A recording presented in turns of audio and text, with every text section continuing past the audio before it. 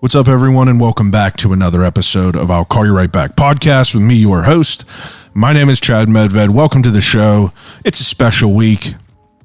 I'm crossing stuff off my bucket list because of this podcast. I'm thankful. That's all it is I'm thankful. I'm sponsored by Turner's Tea. You know, what could you want more as a kid growing up in the city of Pittsburgh?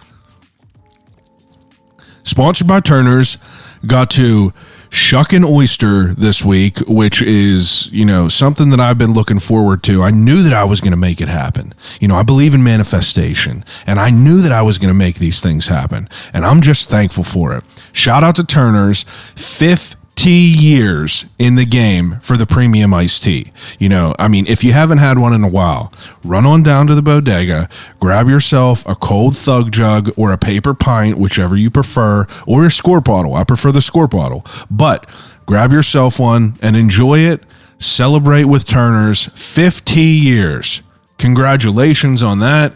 Congratulations for the longevity of being a staple in the city of Pittsburgh. My guest this week brings up Turner's on his own, carries it in his restaurant, Bird on the Run. And, let's get into that. I mean, we got a good weekend. We got a good week. I'm sorry it was a little bit delayed, but it was well worth it. Last night, I sat down with Adam Kosenek. He is the owner of Muddy Waters Oyster Bar and Farm, and they also own Bird on the Run, which is next door, and Kahuna, which is right on the other side of that. Bird on the Run is a chicken spot. Kahuna is a poke spot, and Muddy Waters is obviously an oyster bar that has a full menu of bomb food. But Adam randomly followed me on, Instagram. I looked at his profile. I saw that he owned Muddy Waters, and I saw that he owned an oyster farm, and I was like, obviously I got to talk to this guy. I am a fan of oysters. I've been a fan of oysters for, a few years now. I used to hate them. We talk about that a little bit. Obviously, they're an acquired taste, but Adam brings a spread over. We have a spread of 1, 2, 3, 4, 5, 6, 7, maybe 6 different oysters. And, he taught me how to shuck an oyster. I shucked all these oysters that I ate. I felt like a badass, he gave me my own Muddy Waters shank, and I just, I couldn't be more thankful for the opportunities that I've been given. Adam's super cool dude.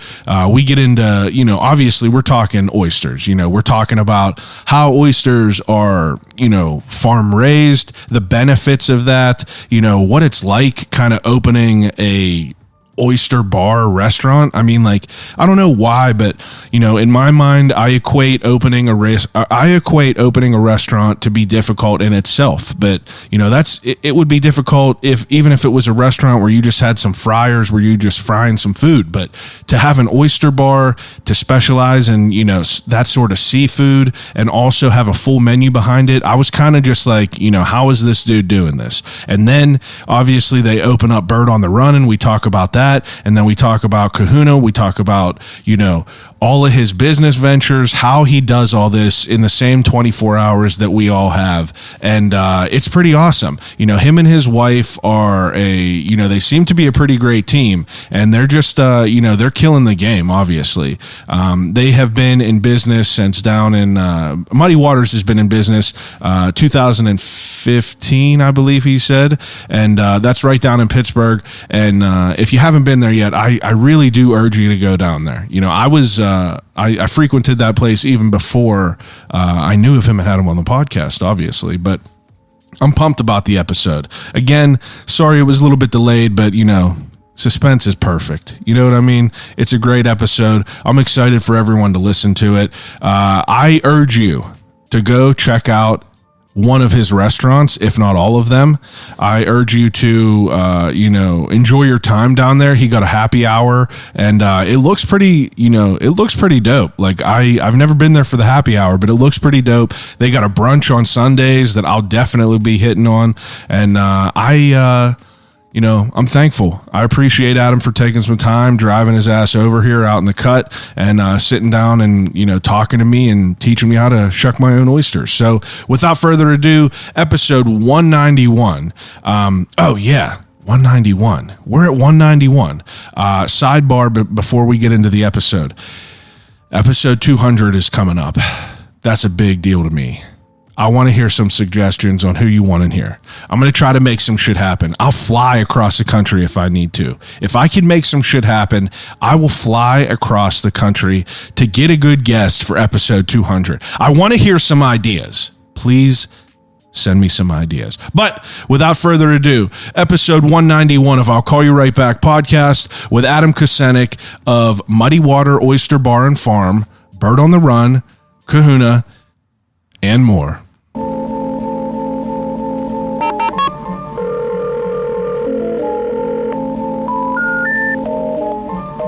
I gotta use the telephone. Hello?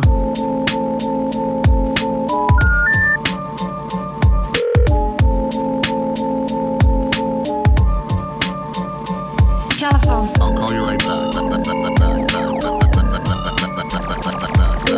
Call you right back. Telephone. I'll Call You Right Back podcast. Now, podcast, basically, all you got to do, you toss the headphones on. Those loud enough for you? I think so. Sound good? Good. Okay. So you got those. And then microphone, you just want to like keep that microphone, like you could pull this bottom up to you. Like pull that.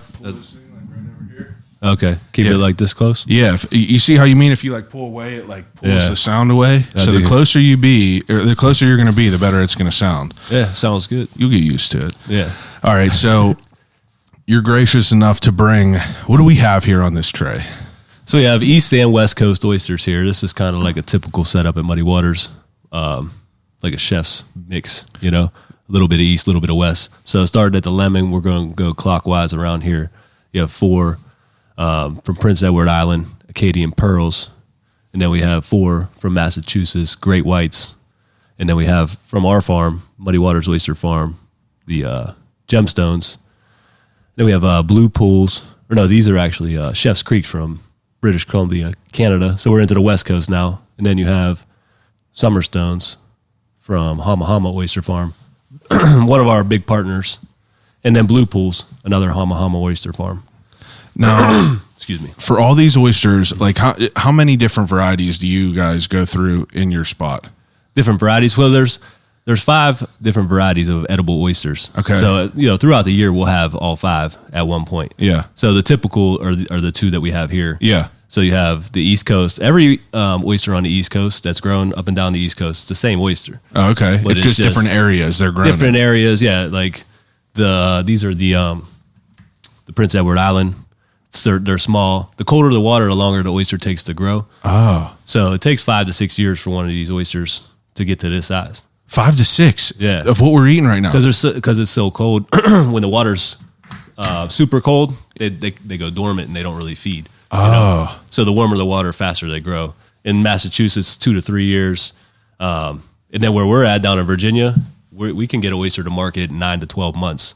So, Holy because shit. we only have like right now, the oysters are dormant. Yeah. But they probably once the water goes below 50 degrees, then they kind of hibernate. Yeah. You know? And then once it goes above that, it kind of blossoms. Above that, yeah, they just start going. They grow like crazy. Oh, where wow. we're at. So down in like New Orleans, Gulf Coast, Texas, Yeah. you can get them in 6 months. And then on the West Coast, same thing. West Coast has you can grow East Coast oysters on the West Coast. Not really typically done, but this is like the gigas species. So the East Coast species is called the Virginica species. Okay. West Coast is a gigas or jigas. I might say some of these words wrong. That's all right. Or people pronounce There's it no different. oyster aficionados listening right now. Yeah, gigas. And then so it's basically all the places, like all the names that you just mentioned. They're just like the areas they're grown. That's why you were saying that, like, the would you say these ones were Acadian Pearls. Acadian Pearls, but you said that they were Prince Edward Island. Prince Edward Island. Yeah. So like all those names are just the areas these things are grown at. Yeah, like on our menu it'll say the name of the oyster. And Yeah. nowadays oysters are becoming kind of like with the craft beer where they would do like catchy names or whatever. Yeah. Or like microbreweries are showing up. Now more small farms are starting to show up. People are like, oh, this is the cool. Like micro farms, like not as Yeah, big. that's kind of what we are. We Yeah. we opened an oyster bar and then we opened the farm and then we were like, that's kind of like, Now- it's like, let's do it, I'm confused about I mean, I guess I'm not confused. I'm more interested about, your path into becoming a restaurant owner and an oyster farm owner, because I assume that this is not what you wanted to do as a young kid. No, definitely. No, I mean, you think there's people that are grown and that are born and they're like, man, I think I might want to raise oysters and like have an oyster farm? Or do you think that that's something you just kind of fall into? Well, it depends on if you're brought up in that culture. So there's definitely oyster cultures. Yeah. Up in Prince Edward, all up and down every coast. Anywhere where there's water, there's going to be like some kind of fisherman culture or whatever. Are you from Pittsburgh? Yeah, I'm originally from Pittsburgh. Okay. I mean, Greensburg. I grew up in Greensburg. So, yeah. But you're from here. So, I mean, like, we're obviously not around water and oysters. How does this get in your blood? Really just, we wanted to open our own restaurant, me and my wife. So I've been working in a restaurant since I was a kid, since I was a teenager. I ended up just needing a job. I told, like, it was I remember talking to my great uncle. He was like a bookie. And I said, I'm looking for a job. And he was like, you go see this guy, friend of the family. Yeah. He'll put you to work. So I go up there. He has me doing like pulling weeds outside the restaurant and then doing all the odd jobs. And then when I was done and he would pay me cash. And I was like, this is awesome. Yeah. And then, he was like, all right, he ran out of odd jobs. So he was like, you're wash dishes now. And, I walk in the kitchen and I'm like, pots and pans piled up. Yeah. He's like, well, you got to wash all those and then take all the trash out, and then you're on dish all night. And then at the end of the night, all the pots and pans again, take all the trash off the floors. I was like, this sucks. Yeah, Taylor's old as time. So I was like telling the cooks, I did it for like a few months and I was like, I don't want this. This is terrible. Yeah. This job. So I told the cook, like, you guys got to teach me how to cook.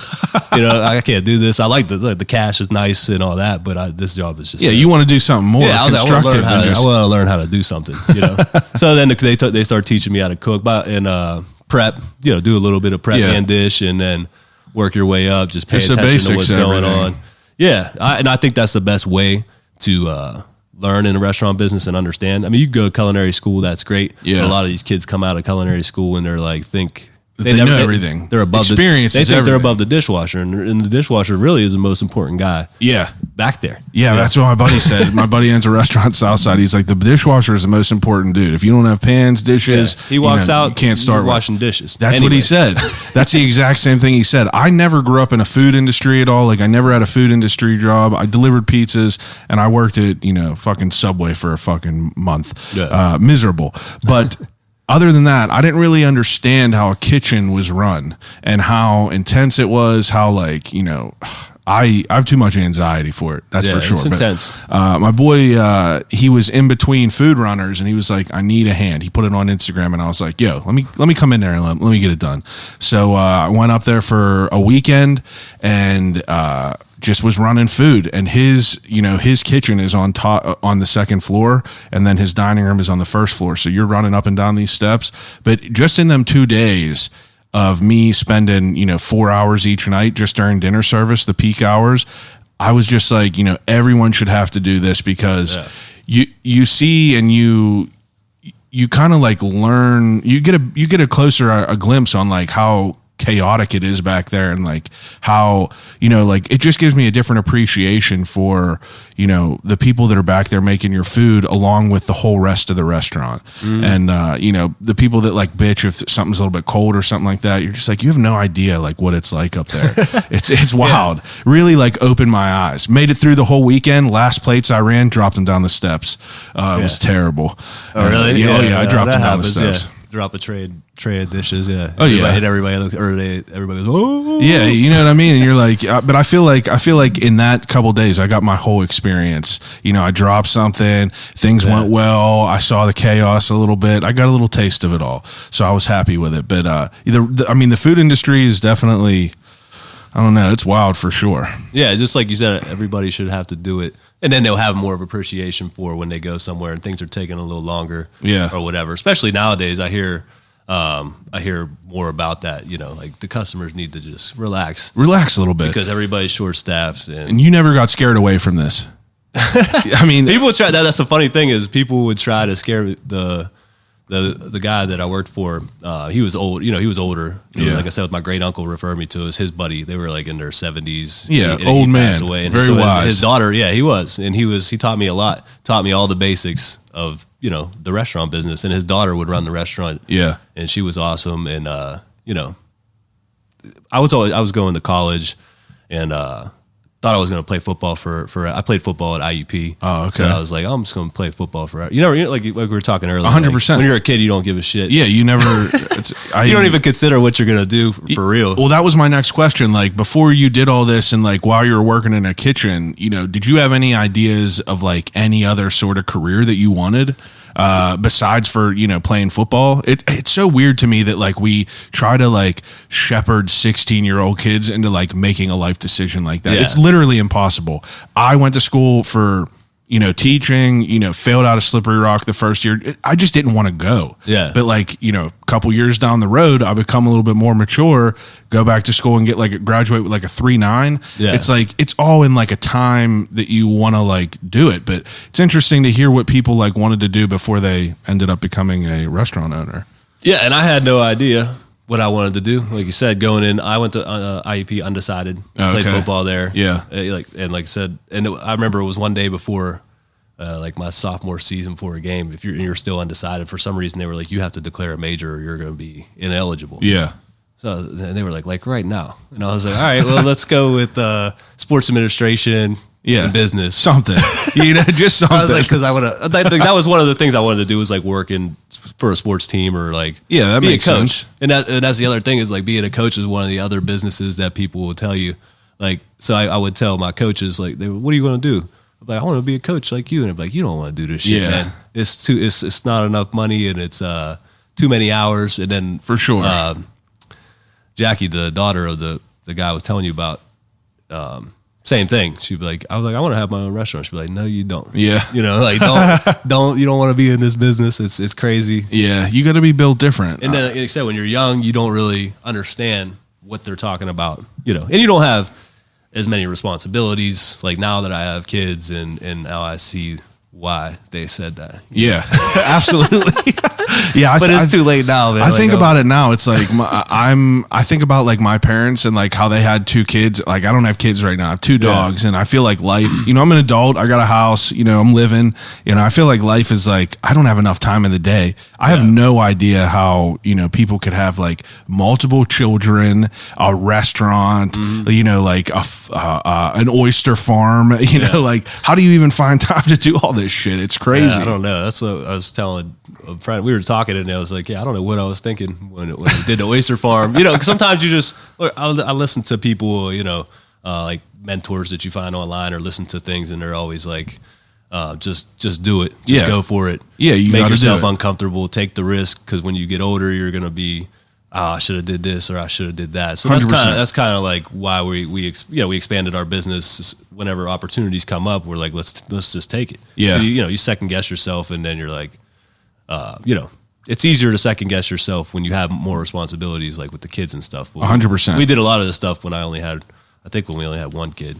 So like, you were able to kind of manage through it. Yeah. I was like, at worst case, I was like, I would have to, for the farm thing, it was like, I got to drive 7 hours, to Virginia. Yeah. And then once you do it, once you get thrown into the fire, you're like, I got to do this. Is all right. It's not, it sucks, but you listen to a few podcasts. Yeah, necessary evil. It's just necessary evil. Now, for you to, come out of school as, obviously you didn't become a football player. No, I didn't make it to the pros, no.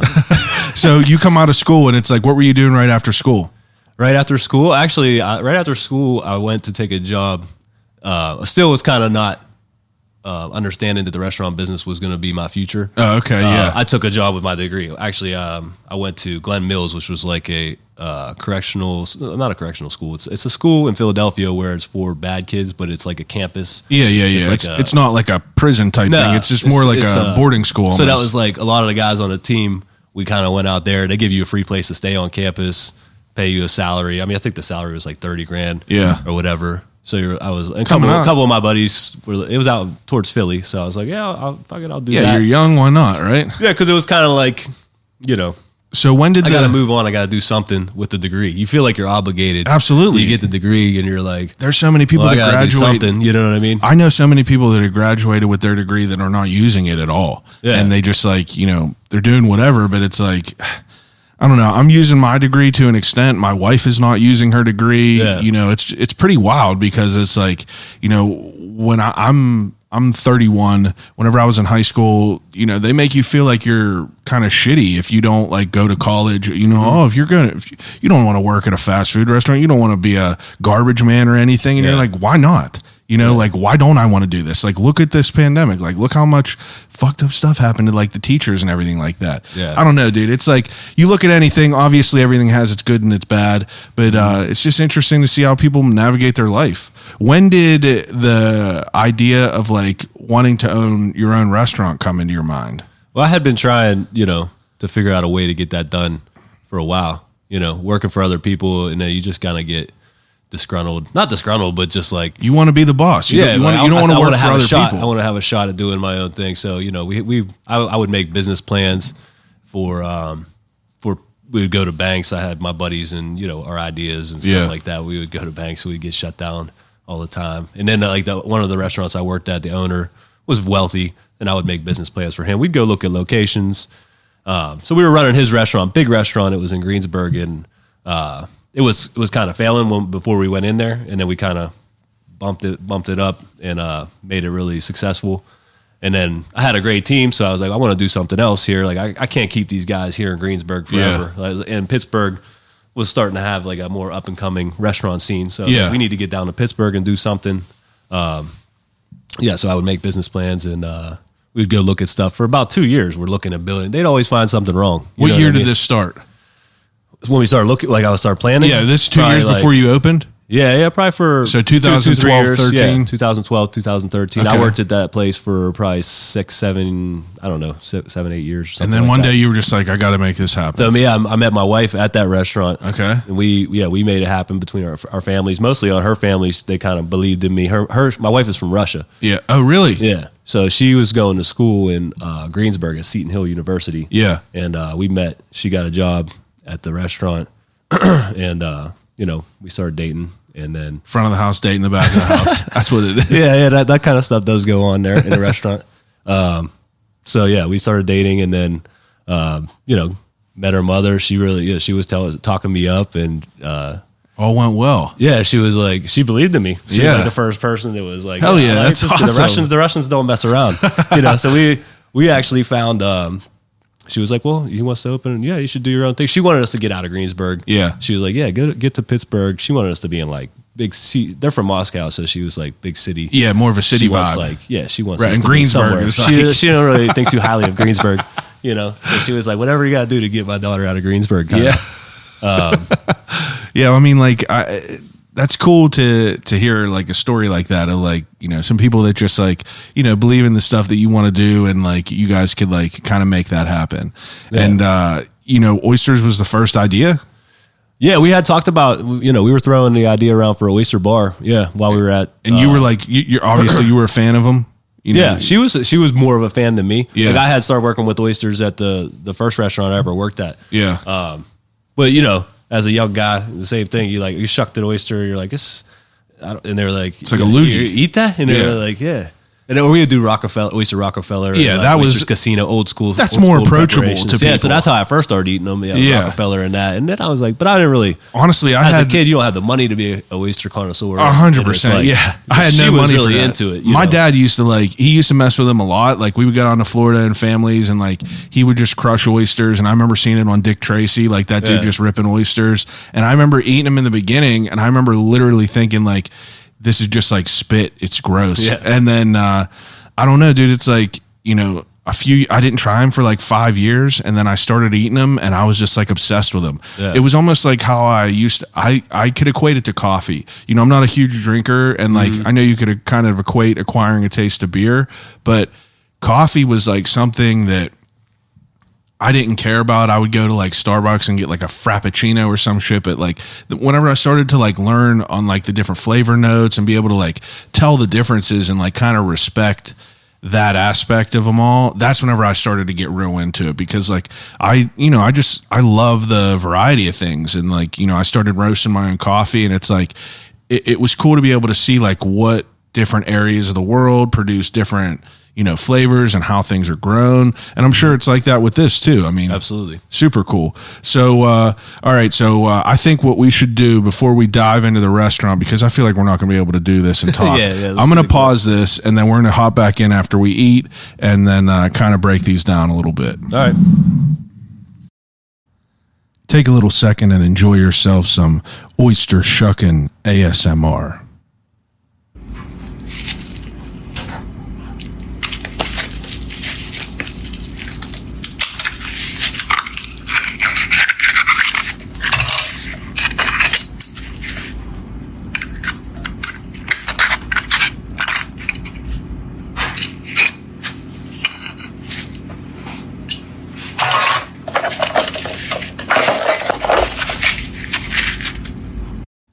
Back to the show.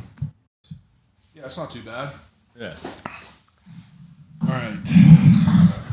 Yeah. Am I cool to leave these here? Yeah. Like, are they going to stay? They're going to be fine? Yeah. Just sitting on ice? Yeah, they're sitting on ice. They're happy. Because I'll definitely eat them after this. Yeah. You can have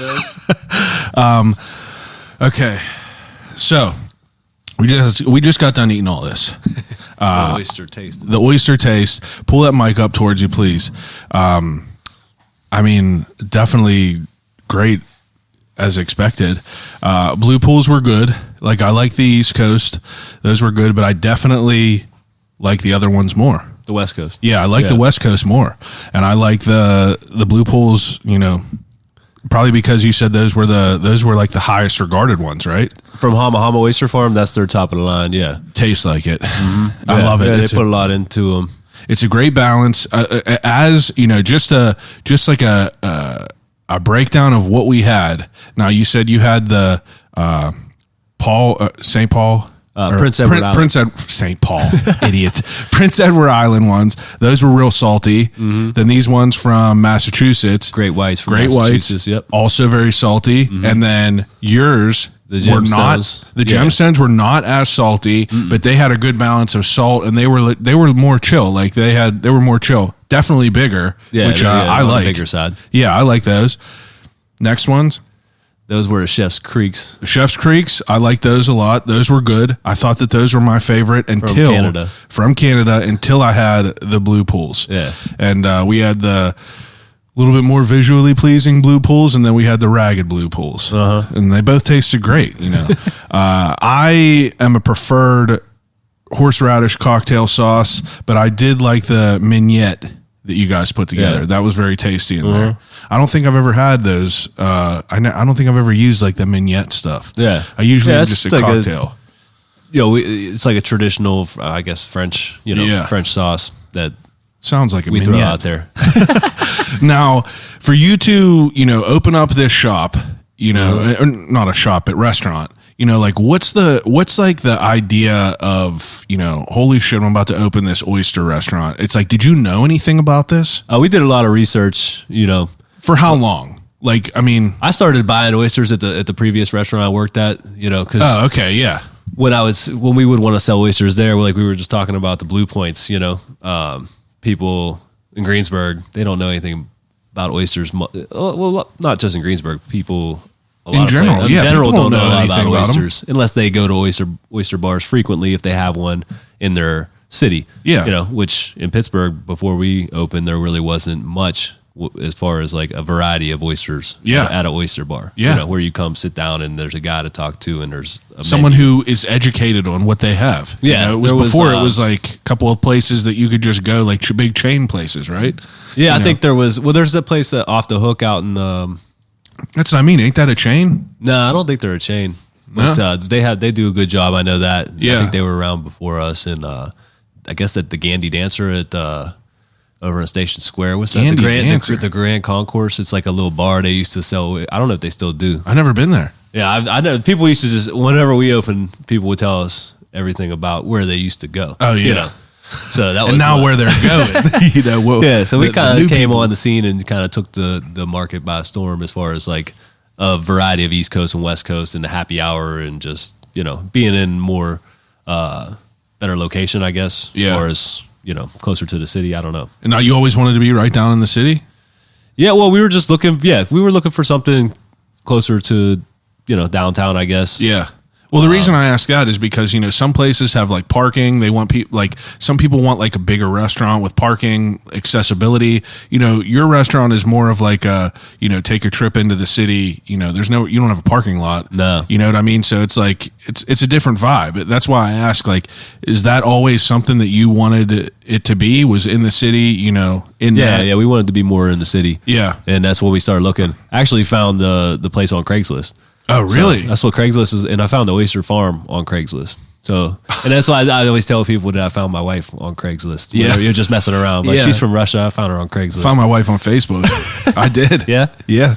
Yeah. So, Craigslist has been good to I me. look every day. My dad looks every day. That's another thing we were talking about before we started recording. It's like, that's one thing that I didn't understand about my father whenever I was younger. Why the fuck are you looking at Facebook all the time?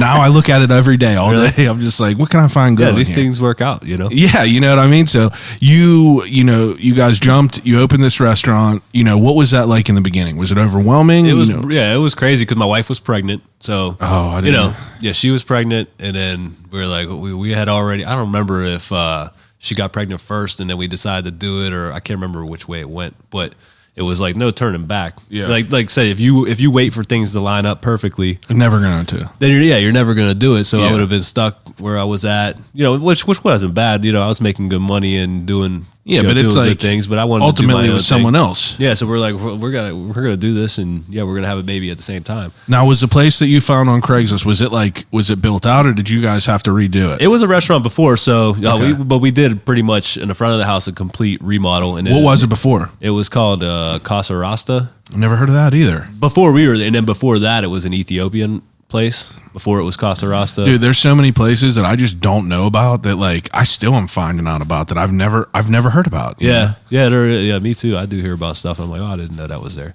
But So you guys So redid the front a little bit.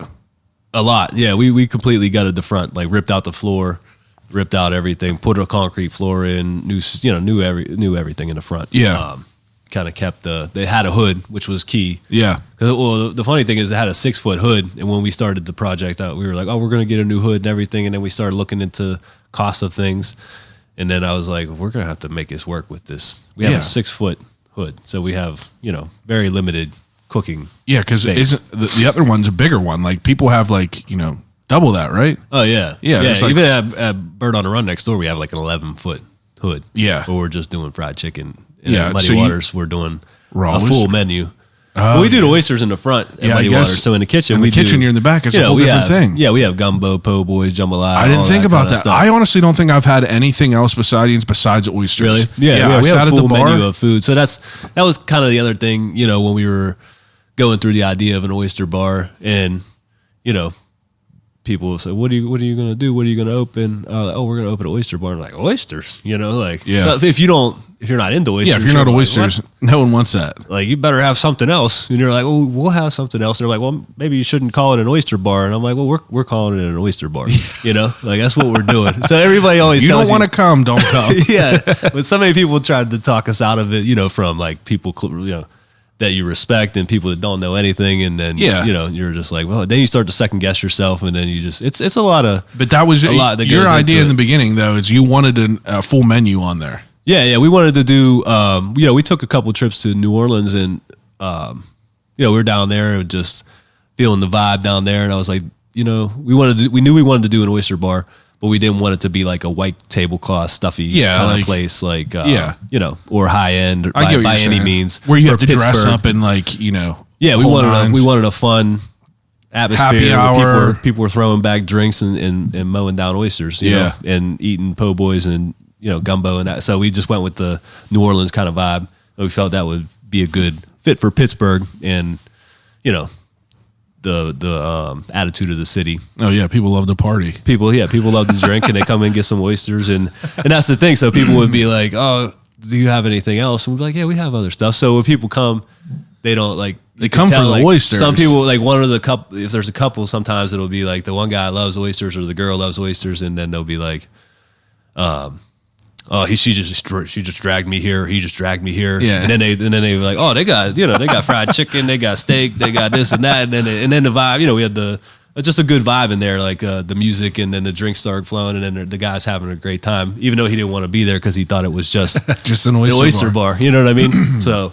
sometimes the I guess the name probably being Muddy Waters Oyster Bar, It's a hidden rather than gem. just Muddy Waters Cajun Kitchen or something. You know, I like the name of it, Muddy Waters Oyster Bar. It rolls off the tongue a little bit better than Muddy Waters Cajun Kitchen and Oysters. You Yeah, know what I mean? exactly. You know what I mean? You want it to have a little we crisp feel. You don't want it to be as stuffy, but you want the name to be proper. yeah, we want you to know that's what we're doing, and it's Yeah. like it was also through doing research. It was like that's what oyster bars used to be, like a neighborhood thing. Yeah. Back in that's what another thing a lot of people don't realize about the oyster history in the United States or just around the world is oysters were a big thing. They were like chicken wings back in the day. Yeah. You know, so it was even in Pittsburgh. The original oyster house in Pittsburgh actually has a really rich history of selling raw oysters. Now they just sell fried everything, I think. Oyster House? Yeah, it's called the original oyster house down in Market Square. I didn't even know that. Yeah. And this goes back to like the probably terrible late- Pittsburgher. early 1900s, I think. A lot of the books I was reading, you know, they were mentioned in there as far as being like a great place for oysters. Wow. But yeah, from what I was reading, in every neighborhood there'd be a little bar, and then you could go in and get a dozen oysters for a nickel or whatever. Yeah, it's know? crazy to hear that because my wife studied abroad in Chile, and she was saying that like over there it was just like they were a dime a dozen, and like Oysters? yeah, Really? So they'd have a different like meal structure there. It's small breakfast. It's a very big lunch. Like people come home from work and they have like a couple hours to eat and like chill, and then they go back to work, which I feel like would be terrible. And then at night they just have like a little snack late. But in the lunchtime, she said there was just like as many oysters as you want. And they were just cheap and they were just delicious. And it's wild because like over here, this is like more of a delicacy. It's like you have to you plan to go have oysters, but there it's almost like you said, it's like chicken wings over there, which I thought was pretty cool to hear about that. Yeah. Interesting for sure. Yeah, now I guess chicken wings are not so cheap anymore either. But Yeah, it's crazy. Those are going up so too. I guess that's a bad example for now. It used to be back when I was a kid, you get chicken wings. It was like they were I like know. 10-cent wing night or whatever, I 25-cent wing night, and then it just kept going up. And now I it's started seeing it on CNN and shit. It's Yeah. like, and I buy them now too, just to smoke on the grill, and it's just like it's crazy how much all the money is going up. Yeah, it's like now they're a I'm delicacy now. starting to hunt right now just so I could like put some meat in the freezer and really? so I could try to kind of implement that into my life a little bit. Yeah, that's awesome. But so you guys start this out, and I mean, the beginning of this, like, are you obviously? I feel like you're probably faking it till you make it in the beginning. You never, I mean, you didn't run an oyster bar. You guys just did some, cooked type oysters at this place you were at previously, mainly. No, we would sell raw ones, but not on the menu. Just like Not like crazy amount, though. Yeah, It's no, like now definitely you're not. like- it wasn't a big part of the business at all. So like now this is like, would you say this was the main end of it in the beginning? Yeah. It's like Oh, yeah, people yeah, came no. from they Absolutely. came for the oysters. Yeah, it was nuts. Yeah, we were definitely not prepared. We learned a lot of lessons the hard way. Yeah, what was it like in the beginning? Did it immediately, like, what was your opening like? Did people Well, we did, start like, catching on? We tried to do like a small family, what do you call it, friends and family night. Yeah. And it just got bombarded. No, I think the Ace Hotel opened like the same weekend as we did. So people saw people rolling in and they were like, oh, we're here to eat. Yeah, so they were people were popping in. We were taking some walk-ins, and then I remember our architect had like their company party there that day. Like we knew that was happening, but Yeah. it was hectic, intense. Throw the everything. wolves, come out. Yeah, get thrown to the wolves. Yeah. Everybody was run ragged, and then we partied that night, and then we got up again and Did it all over. did it all over again. Yeah, I remember when we opened. It was in December. It was like December 12th or 5th. Yeah, December 12th, 2015, and pretty sure the Ace opened the same weekend. I can't say for sure, but and it was like 70 degrees out, which was crazy because we have that little garage door in the front. We didn't have that yet, and it was just a piece of plywood, but it had our logo on it. So we would take it off, because it was 70 degrees. Yeah, out. and just It have was a window crazy. open in there. Yeah. Wow. Now, how long before you guys kind of felt like you had your feet under you? It probably took 6 months. Okay, yeah, I would figure you would need a little bit of time for that. Now, what are the processes of like someone that's just kind of I mean, you said you bought oysters at the previous place you were at, so I'm sure you had a little bit of experience, but what is the process of someone who's opening a restaurant, like trying to get in? I assume that you have suppliers of the oysters you get, and you kind of stick with the suppliers.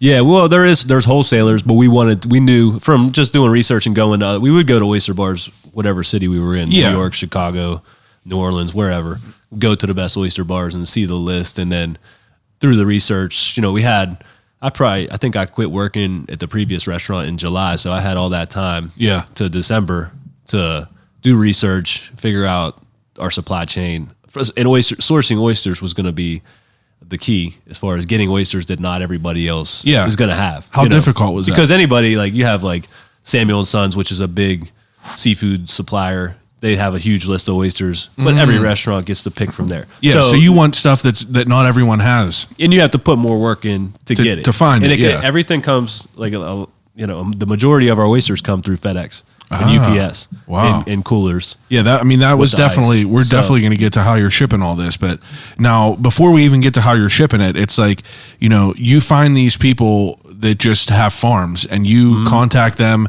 Now, how do you know how much of each you need? Like, is that just research on what you're doing? Like how, like the main thing that's like rushing into my head is like, seafood I feel like is a little bit more fickle of a beast to like work with, just because I feel like it could spoil easier. Definitely. Or get like a little bit of a negative taste to it. How do you like kind of get that idea of how many you need in the beginning without like having waste and without like, kind of doing too much? Did you experience that in the beginning? I don't think there was days where we would run out of, we used to keep 6 East Coast and 6 West Coast on the menu. Yeah. So by Sunday, you can't get anything in on Sunday. Yeah. You can get things up until Saturday. So sometimes on Sunday we might be down, or I think there was a couple Sundays where we were completely just like out of sometimes of East Coast. We might have completely ran out. Then you're scrambling, running around, like calling other restaurants and trying to see if they have anything they want to get rid of, or go to Restaurant Depot. But all they have is one type of oyster, and it's kind of like just a happy hour. Yeah, oyster. Yeah, nothing like now. There's nice. Or we call your supplier, see if they can run to the warehouse and get something. Make some shit happen. So we get some from. We keep a relationship with the local suppliers, obviously. We get some. We don't source everything straight from farmers, but we try to do that as much as possible. Yeah, for sure. And then during this pandemic stuff, things have been different, Yeah. So we started back with like just 3 East Coast, 3 West Coast, and then we went to 4. I think we're back at like 4 right now. 4 East Coast, 4 West Coast. Now, you guys are ordering these, and you said they're having them shipped through FedEx. A lot through FedEx and UPS, yeah. And this is like, is the process like you're just ordering them like, a couple days ahead of time, and then these people are just shipping them? Or are these usually like orders you have to put in like monthly? Usually it's like Hama Hama, for example, West Coast, we have a standing order with them. Okay. But, and then like I said, through the pandemic, it got kind of messed up with the standing order. Yeah. Did you experience like, things not being able, like supply chain issues? There's always supply chain issues when it comes to the oysters. There's, things were iced over just like last week over on the West Coast. And then up in Prince Edward Island, it gets iced over. Massachusetts, iced over all the time. The boats can't go out. Or if there's a storm, oh wow, guys can't get out there. I didn't think about the market. Yeah, and people gotta go get this shit. Yeah. It's a brutal process, which I found out the hard way. Yeah, but luckily we don't get iced over. So, knock on wood, since I've been in Virginia, hasn't iced over. We just had a hell of a storm down in Virginia.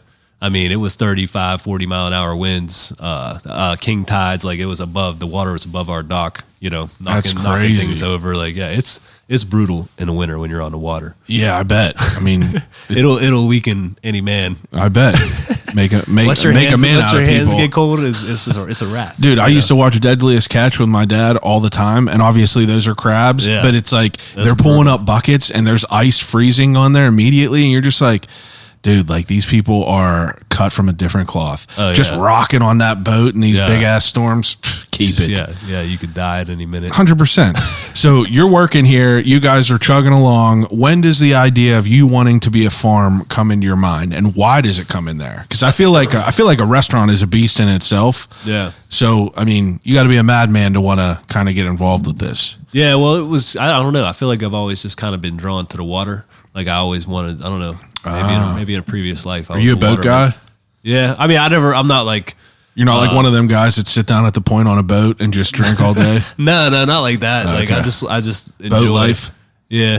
Nah. Yeah. I don't know. I don't really have that much boating skills, but That's good. I like the vibe of being there, like on the water, like the Yeah, I just like being Massachusetts. by the water, You know what I you mean? know? The Massachusetts type vibe. Let me get a lobster roll or something. Yeah. I'm into that. like going down to the shore, yeah, or the lake or where anything. Yeah, Just something like I just that. like to be by the water. I like And I lived that. in Florida for a while. That's why when I first left Pittsburgh, I went to Florida after I was at the Glen Mills thing. Yeah. And then I obviously came back. But I was like, I got to get out of the cold and get into the heat. Yeah. But what was I saying there? You were saying we were talking about like in Virginia we were talking about how you got into like the I wanted to farming. get into it. So before we opened the oyster bar, we would visit some oyster. We scheduled some visits Yeah. to some oyster farms. Yeah. Down in Virginia, actually. And, it was in the summertime. So Why Virginia? Is that just it was just the closest to get down there. That's what I figured. So I set it up through some of the seafood people that I had dealt with at the previous restaurant. I was like, Yeah. you know any farms? And I was reaching out to farms and just being like, I just want to come Check out the operation. Yeah. So a couple guys got back to me and we went and checked out the operation with my daughter. She had just been born. So that was like her first trip ever. She was like a month old. Yeah. And we're taking her through a seafood facility, Yeah, it's down awesome. in Virginia.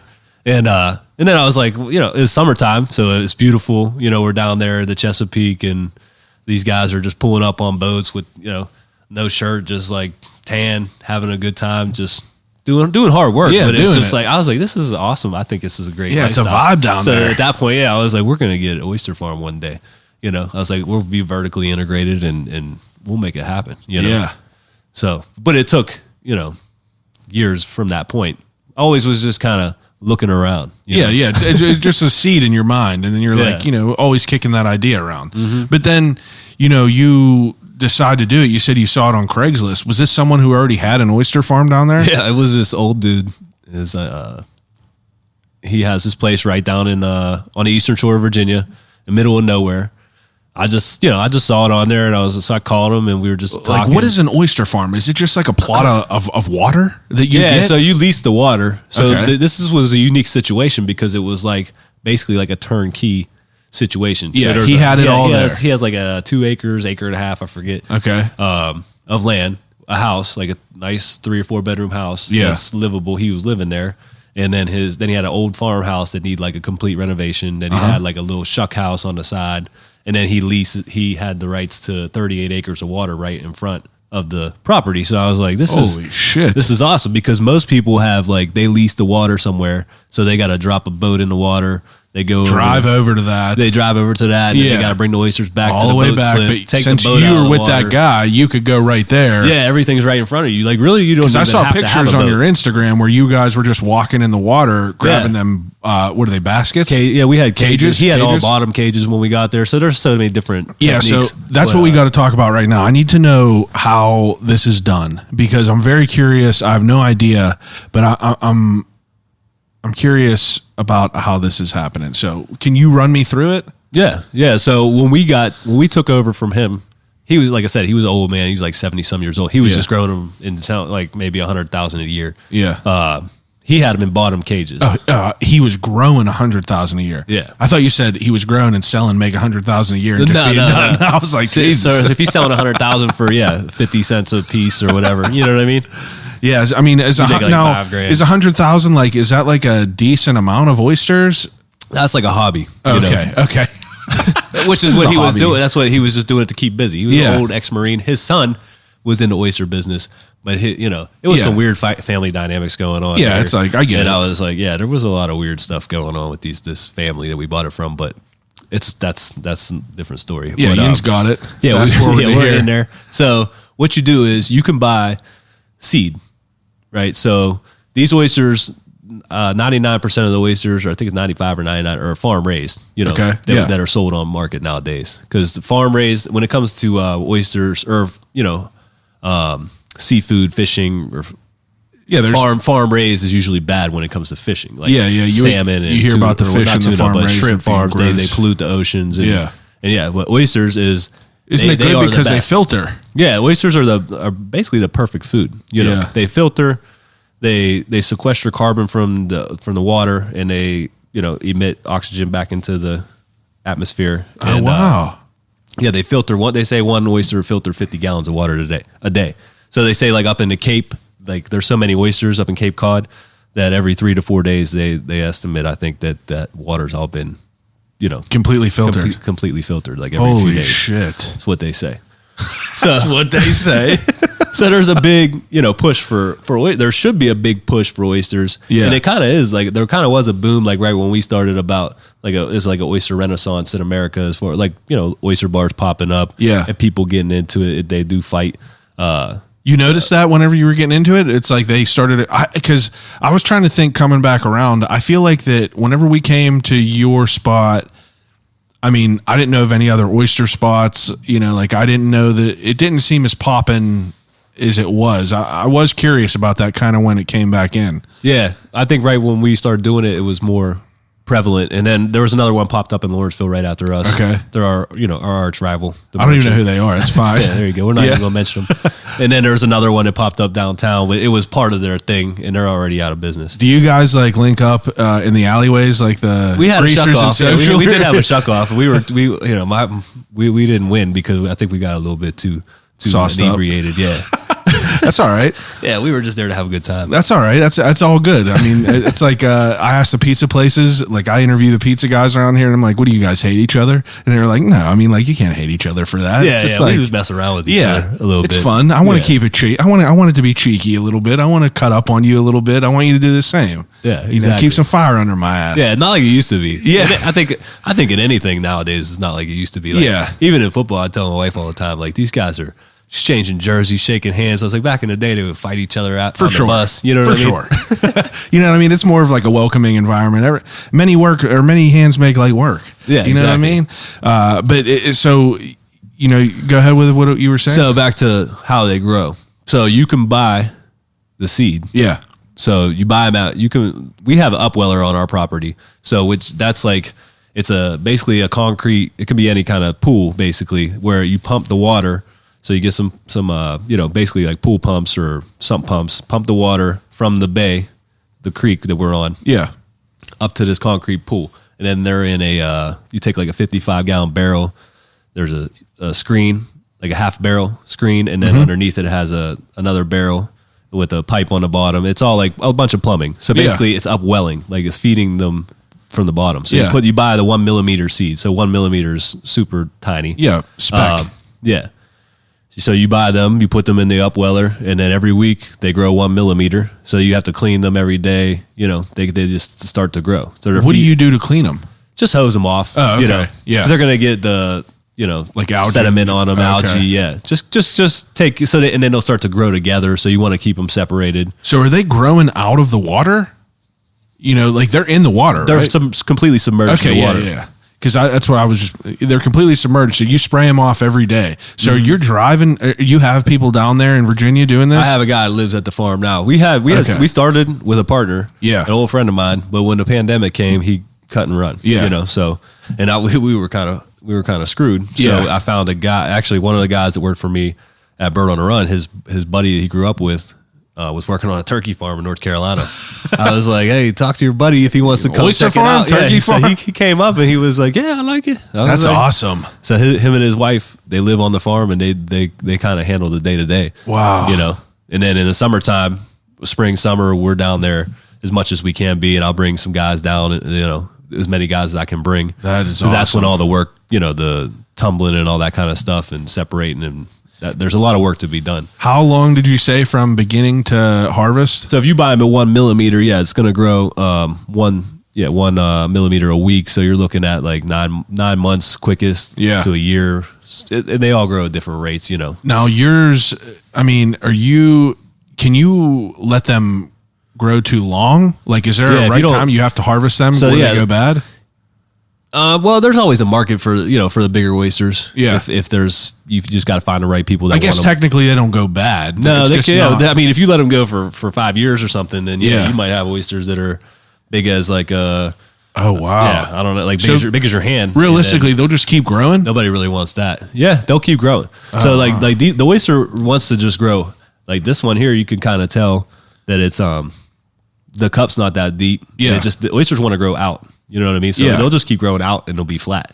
So every time you chip them off, you're stunting their growth. Ah, You know, you're basically stunting their growth, and then that cup is getting deeper. Yeah. You know, so that's what the farming. That's where that comes in. So Yeah, it's like- the more you handle them, the better quality cup. The deeper the cup you're going to get. yeah, like these ones right here. Yeah, like these ones you're going to get that nice deep cup, and that's what The people more want. hands on you are, the more you could cater to how you want. Yeah, them. so you could just throw them in there, and you can harvest wild oysters, you know. But it's that's what people used to do back in the day.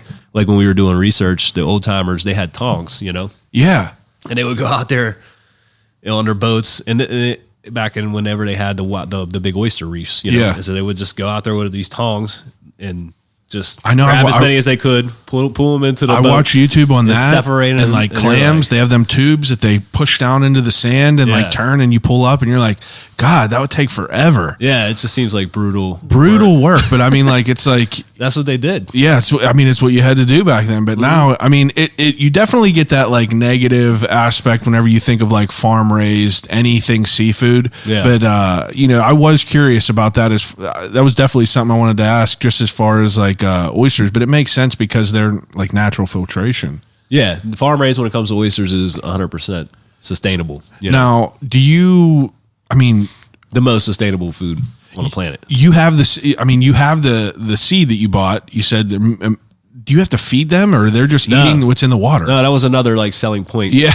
You know, it was like we're farming, but we don't have to buy feed or anything Yeah. like that. Like, You have there's to buy really- the bags. But You there's have to really buy the nothing else you got to racks do or the cages. besides for have that person, clean them off and like keep that. So that's only done when they're in the upweller. They're Yeah. only in the upweller until so like the smallest those mesh bags we were talking about. Yeah. the smallest mesh bags are like 4 millimeters. So you got Okay. to grow them in the upweller for 5 weeks or whatever until you get big enough where they don't go through so the they mesh don't fall bags. through the mesh. So Okay. then they can go out. And you could skip the upwell. Like we've been skipping the upweller process because it was like, so I'm just buying them at like 7 or 8 millimeters now. Yeah, so you don't have to Because deal with that. Yeah, I was like, because things can happen. The pumps go down, and then your seed everything could die. Yeah. There is risk involved anytime you're doing any kind of farming. 100%. Living organisms, or agriculture, Yeah. whatever.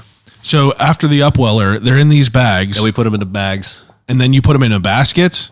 No, we Or put the ours cages? on racks. So yeah, there's so many different methods. What we do is a rack and bag. Yeah. we call it. And we have some floating cages too. Ah, We don't- okay. And then the floating cage is a whole other subject of the sensitive subject in any area because the rich people don't like seeing the floating cages out there. hitting their boats and shit like that. Well, they don't want to see them. Is that visually? That's Yeah, it? visually they don't like the way they look. Come on. So like my neighbor, he doesn't like it. We've been battling. So we have a limited amount of floating cages that we're kind of grandfathered in. Are those easier way to grow? They just produce a better oyster because they're constantly the Moving. floating cages are constally moving. Yeah, Yeah. And Whereas it's the other tumbling place the is oyster. stationary, and they're just So like, then we have to go. Yeah, the ones that are on the rack. So we build we had a rebar company. They build us rebar racks. Yeah. and then we strap them down with bungees. How deep? The water there, the deepest it'll get at high tide is like up to your neck. You know? Oh, okay. So these are not that deep. That No, you're growing the these water. in. Yeah, the water is usually. I mean, you could grow in deep water, but Yeah. then you have to get them with like a Scuba and shit like that, or one of those arms. crane. What's the thing on a boat? Yeah, like a boom. Boom, yeah. lift. Yeah, port, starboard, whatever it's Yeah, called. all that kind of stuff. If you're dealing with deep water, so that was the other reason why. Yeah, we you wanna work took smart, over this. not I was hard. like, we could just walk out here. And I was Yeah. like, you really don't even need a boat. Like we have a pontoon, like an old shitty pontoon. Yeah, but it's like you don't need to travel to go get No. these. If you want to get crazy and just walk out there, Yeah, go you could just grab walk them. out. There was many times where we had the boat we couldn't get it to start. We would just pull it, just walk it out there. Now, what about like red tide? We haven't had to deal with anything like that yet, but Will that destroy? Will oysters be able to get through that because they could filter shit, or is that going to? We don't really get red tide in Virginia, so that's more of like a Florida thing. But yeah, so if you have an oyster farm in Florida, then yeah, that could be a big problem for you. But there is algae blooms that could kill your entire crop. Oh, so wow. That's what I was going to ask. Is there anything that you ever like had to deal with where, like it kind of took out your shit, or like things that you just didn't anticipate that kind of like threw a wrench in your system? Not so much yet, I guess. We didn't really anticipate. Well, you lose some along the way. Yeah. So I forget the percentage on loss, but if you buy 1 million, you're going to lose 10%. Yeah. If you buy 1 million 1 millimeter, it's a survival of the fittest. That's a long way to go. So, but then you have predators. I mean, there's tons of predators out there that love oysters. Crabs. There's so many those little crabs. They say they don't eat the oysters, but I see them. I feel like they're eating oysters a lot. They say that they eat the stuff off the shells, but I feel like they're eating oysters. Yeah. And then skate wing fish, like there's oyster drills that are little snails that'll drill a hole into the oyster and pull it out. Oh, wow. It's crazy. The amount of predators. You'll find empty shells like all that's over the crazy. place. So whenever an oyster shell is done, is there any way to reuse that? Mm-hmm. Like, what do you do with that? We recycle all of the oyster shells at Muddy Waters. Now, this has just happened in the last probably 4 years. It's been going on longer than that, but it just got to Pittsburgh. Yeah. So there's, I think it's the Chesapeake Alliance. I forget the formal name, but they come up and they pick up all our shells. We got 55-gallon drums out back. We put all the oyster shells in there, and they take them back down to rebuild the natural oyster reefs in areas along the Chesapeake. That's cool. So kind of like what we were saying before, like oysters were so prevalent. Yeah. New York City was the biggest estuary in the world. New York City and London were two of the estuary biggest. Is an oyster growing area. It was tons Estuary. of oysters. Okay. Like oysters everywhere. Yeah. So that's why they were selling them like, cheaper. Dime a dozen. Yeah, dime a dozen. And Pearl Street in Manhattan, they call it Pearl Street because it was lined with oyster shells, they say. Shit. Didn't think about and that. They had oyster carts everywhere, You guys ever come across an old pearl? Yeah, at the restaurant we found handful of pearls. How does that happen? What happens that happens? They say it's like in a natural, like our oysters that we get. Yeah. It's supposedly like a injury to the shell, and then it fills in with like sand, and then it just kind of produces a pearl through when it repairs. That's pretty cool. So I guess like pearl producing oysters, which are I believe they're freshwater and they're grown in rivers, and it's more of like it's a different kind of species for like a pearl necklace where they injure it on purpose to get it to heal a certain way or whatever. Pieces of shit. I think that's how humans it works. are pieces of shit. No, one time I can't remember where I was. I might have been at SeaWorld or maybe like Disney or some shit. But I remember that there was a thing where you could buy a pearl from someone in like a tank or some shit. It was like, maybe I was in an aquarium, and the person in the scuba suit goes down, grabs one of the oysters out, shucks it for you, pulls the pearl out, and you get it in like a little plastic thing. Oh, yeah. And I just remember thinking like, that's kind of weird. And then you see the videos online where people open like them big ass like clams, and there's like 50 pearls in there. Yeah. You're just like, I don't understand all that, but yeah, I'm not exactly sure how it all works, but bizarre. You don't find like beautiful iridescent money. pearls. Yeah. You find like little tiny things that you were like, is that a pearl? Like the equivalent of like the gold in the Goldschlager. Exactly. Like that. Nothing to write home about. We've never found anything that would be worth any money or anything. It's interesting though. I mean, like the whole idea of it, because like I feel like it would be cool to have a farm down there and be able to like have that, like, be able to have this end of it and like do the restaurant end of it all and be in the kitchen and like, kind of do that end, but to see where it's all coming from and to be able to like have your thumb on like be that close to the product. Like I love that. Like just to learn more about shit and to like know more about it. I don't know. I love that stuff. Yeah. It's awesome. Interesting. I'm glad we did it. When did you start it? Or when did you buy the farm? We'll be going into our third year. So what's that? 2019? Yeah. Right? Yeah, I guess. 19. So it was a terrible time to get started. But so I mean, like with the pandemic hit right when we were ready to go to market with our first crop. So we inherited about 100,000 oysters from that guy. Oh, that was already doing which we sold those in like really quick, And then we bought our seed. which, like I was saying, the easy part is to buy them. So my partner, he had like it's like a get rich quick scheme mentality. So he was like, we bought 500,000, and then he was like, well, I bought 500,000 more. I was like, we need to talk about these things. Yeah. You know what I mean? Like, So then the he like bought seed- another 500,000, and then it was just Well, whenever you say you bought 500,000, like, is this dry? Like, is this like, yeah, you go to a hat. They're like hatcheries. so like you could just have 500,000 just on a shelf. They're not going to spoil. Are No, they? you have to go pick them up and you bring them back in a cooler. They need to get in the water within a few hours. Oh, but if you buy 500,000, you can't just like hold on to them for a couple months before. Okay, yeah. No, so they that's gotta why go in you're the saying water. we got to talk about this. Yeah, that's like, dude, you know what that triggers. Yeah. So it's like we got to buy all the racks, we got to buy all the bags. Yeah. We weren't trying to do all that. Yeah, you didn't want to like we bite wanted- off more than you could chew in the beginning. And that's what people said, like start off small and work Yeah. your way up. That's what I tried to tell him. And then he just didn't understand what it takes to start a business. And Yeah. like, there was a lot of starting a business with Ups anybody. and downs. Yeah, I get it. And then the I get it. pandemic came, and like I said, he got terrified, which nobody knew what it was really going to Yeah, be. man. I was like, it's 2 weeks, just 2 weeks, man. We'll be fine. We'll be closed for 2 weeks and you'll be good.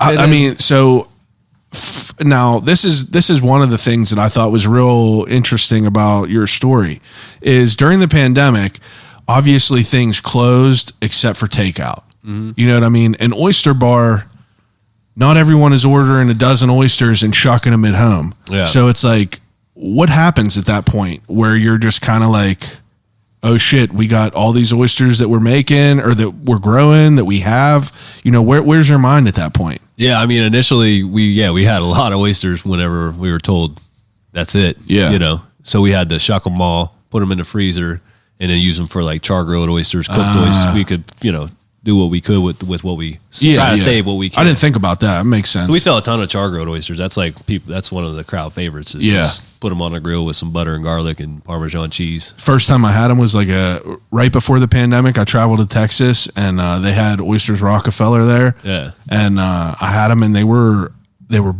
unreal. Yeah, they're delicious. I loved them, but definitely don't like them more than the raw. The raw that's the shit. Yeah, So raw's the way to go. you shucked them all, and I didn't think about that. You were able to freeze them and everything.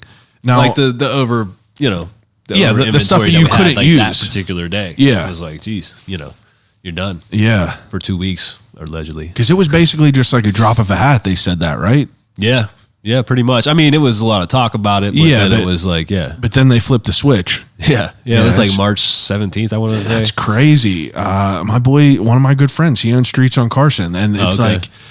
like just listening to like, anytime I have any questions about, that's a place that I filled in at, and okay. like kind of got thrown into the wolves. And like Matt Chrissy, he's like a French trained chef, like he knows his shit, and he's like the person that like I always go to and I always ask their opinion. Like during the pandemic when this was going on, I wasn't doing podcasts with people. I wasn't having people come in. We didn't know if we were in a zombie virus or some shit like that. Yeah. But I would talk to Matt about like what businesses were going through as far as restaurants, because like, and then he started explaining things that I would have never thought about, like as far as food being able to travel as to go. A lot of his shit is like, it's not made to be a to-go food. And like, whenever he told me that, it like kind of like blew my mind that like people had to deal with that, like especially like the expensive restaurants, like, the higher end that are having like shit that's plated perfectly, it's just not designed to be sent home in Uber Eats. Exactly. And it's wild to think about that. And obviously that was a little bit different. The Oyster Bar definitely got hit the hardest. Did you just shut that down?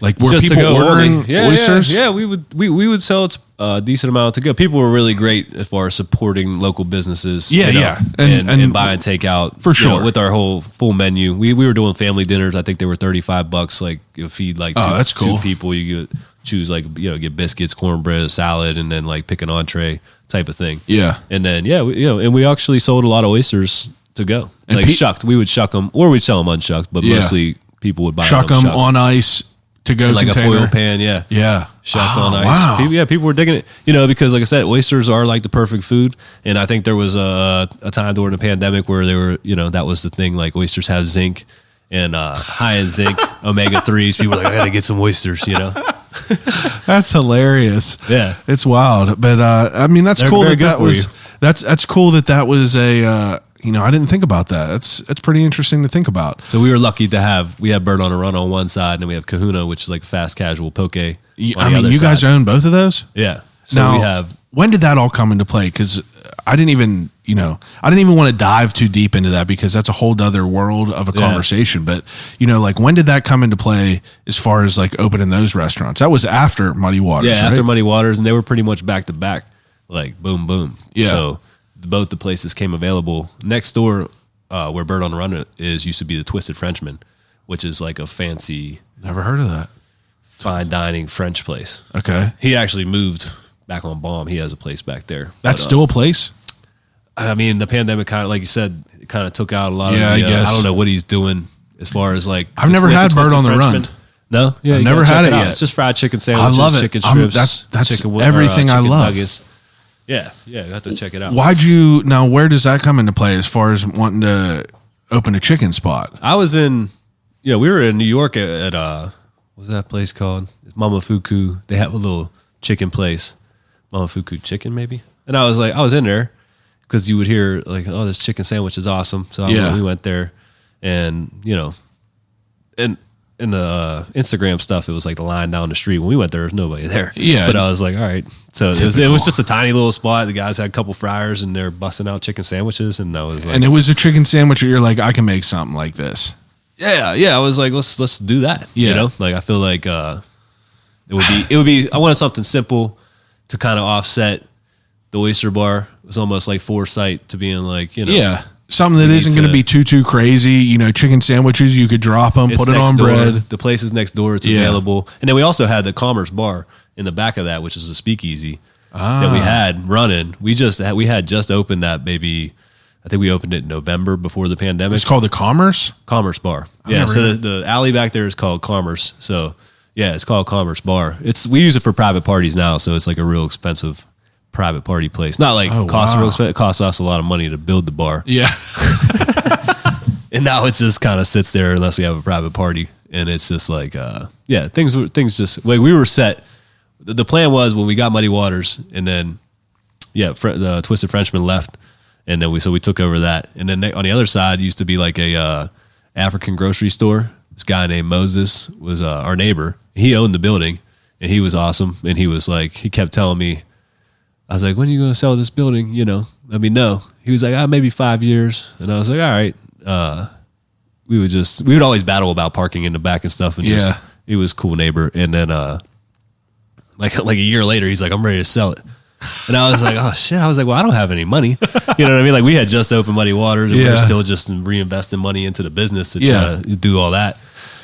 And then, so luckily my landlord actually bought his building. Oh, cool. So And you were able to. he offered it to us first. That's awesome. So then that's when we turned that into, Kahuna. He got, he made a nice little payday on that. That's super cool. Yeah. So it all kind of worked out. Yeah, we got that. And then, behind Bird on the Run was the Commerce Bar. It was like a storage unit. So, I mean, it's a small little place, only seats like 30 people, but we turned that into a speakeasy. So that was like I think we were probably, 4 or 5 years in, and we were like, we finally got it all done. You just like torturing yourself with all Just these tortured projects. myself for 4 or 5 years, yeah. And It I was like, gotta it's be. finally done. So we had I was like, now we can make some money. It's November, December, January, February, and then March, shut it all down.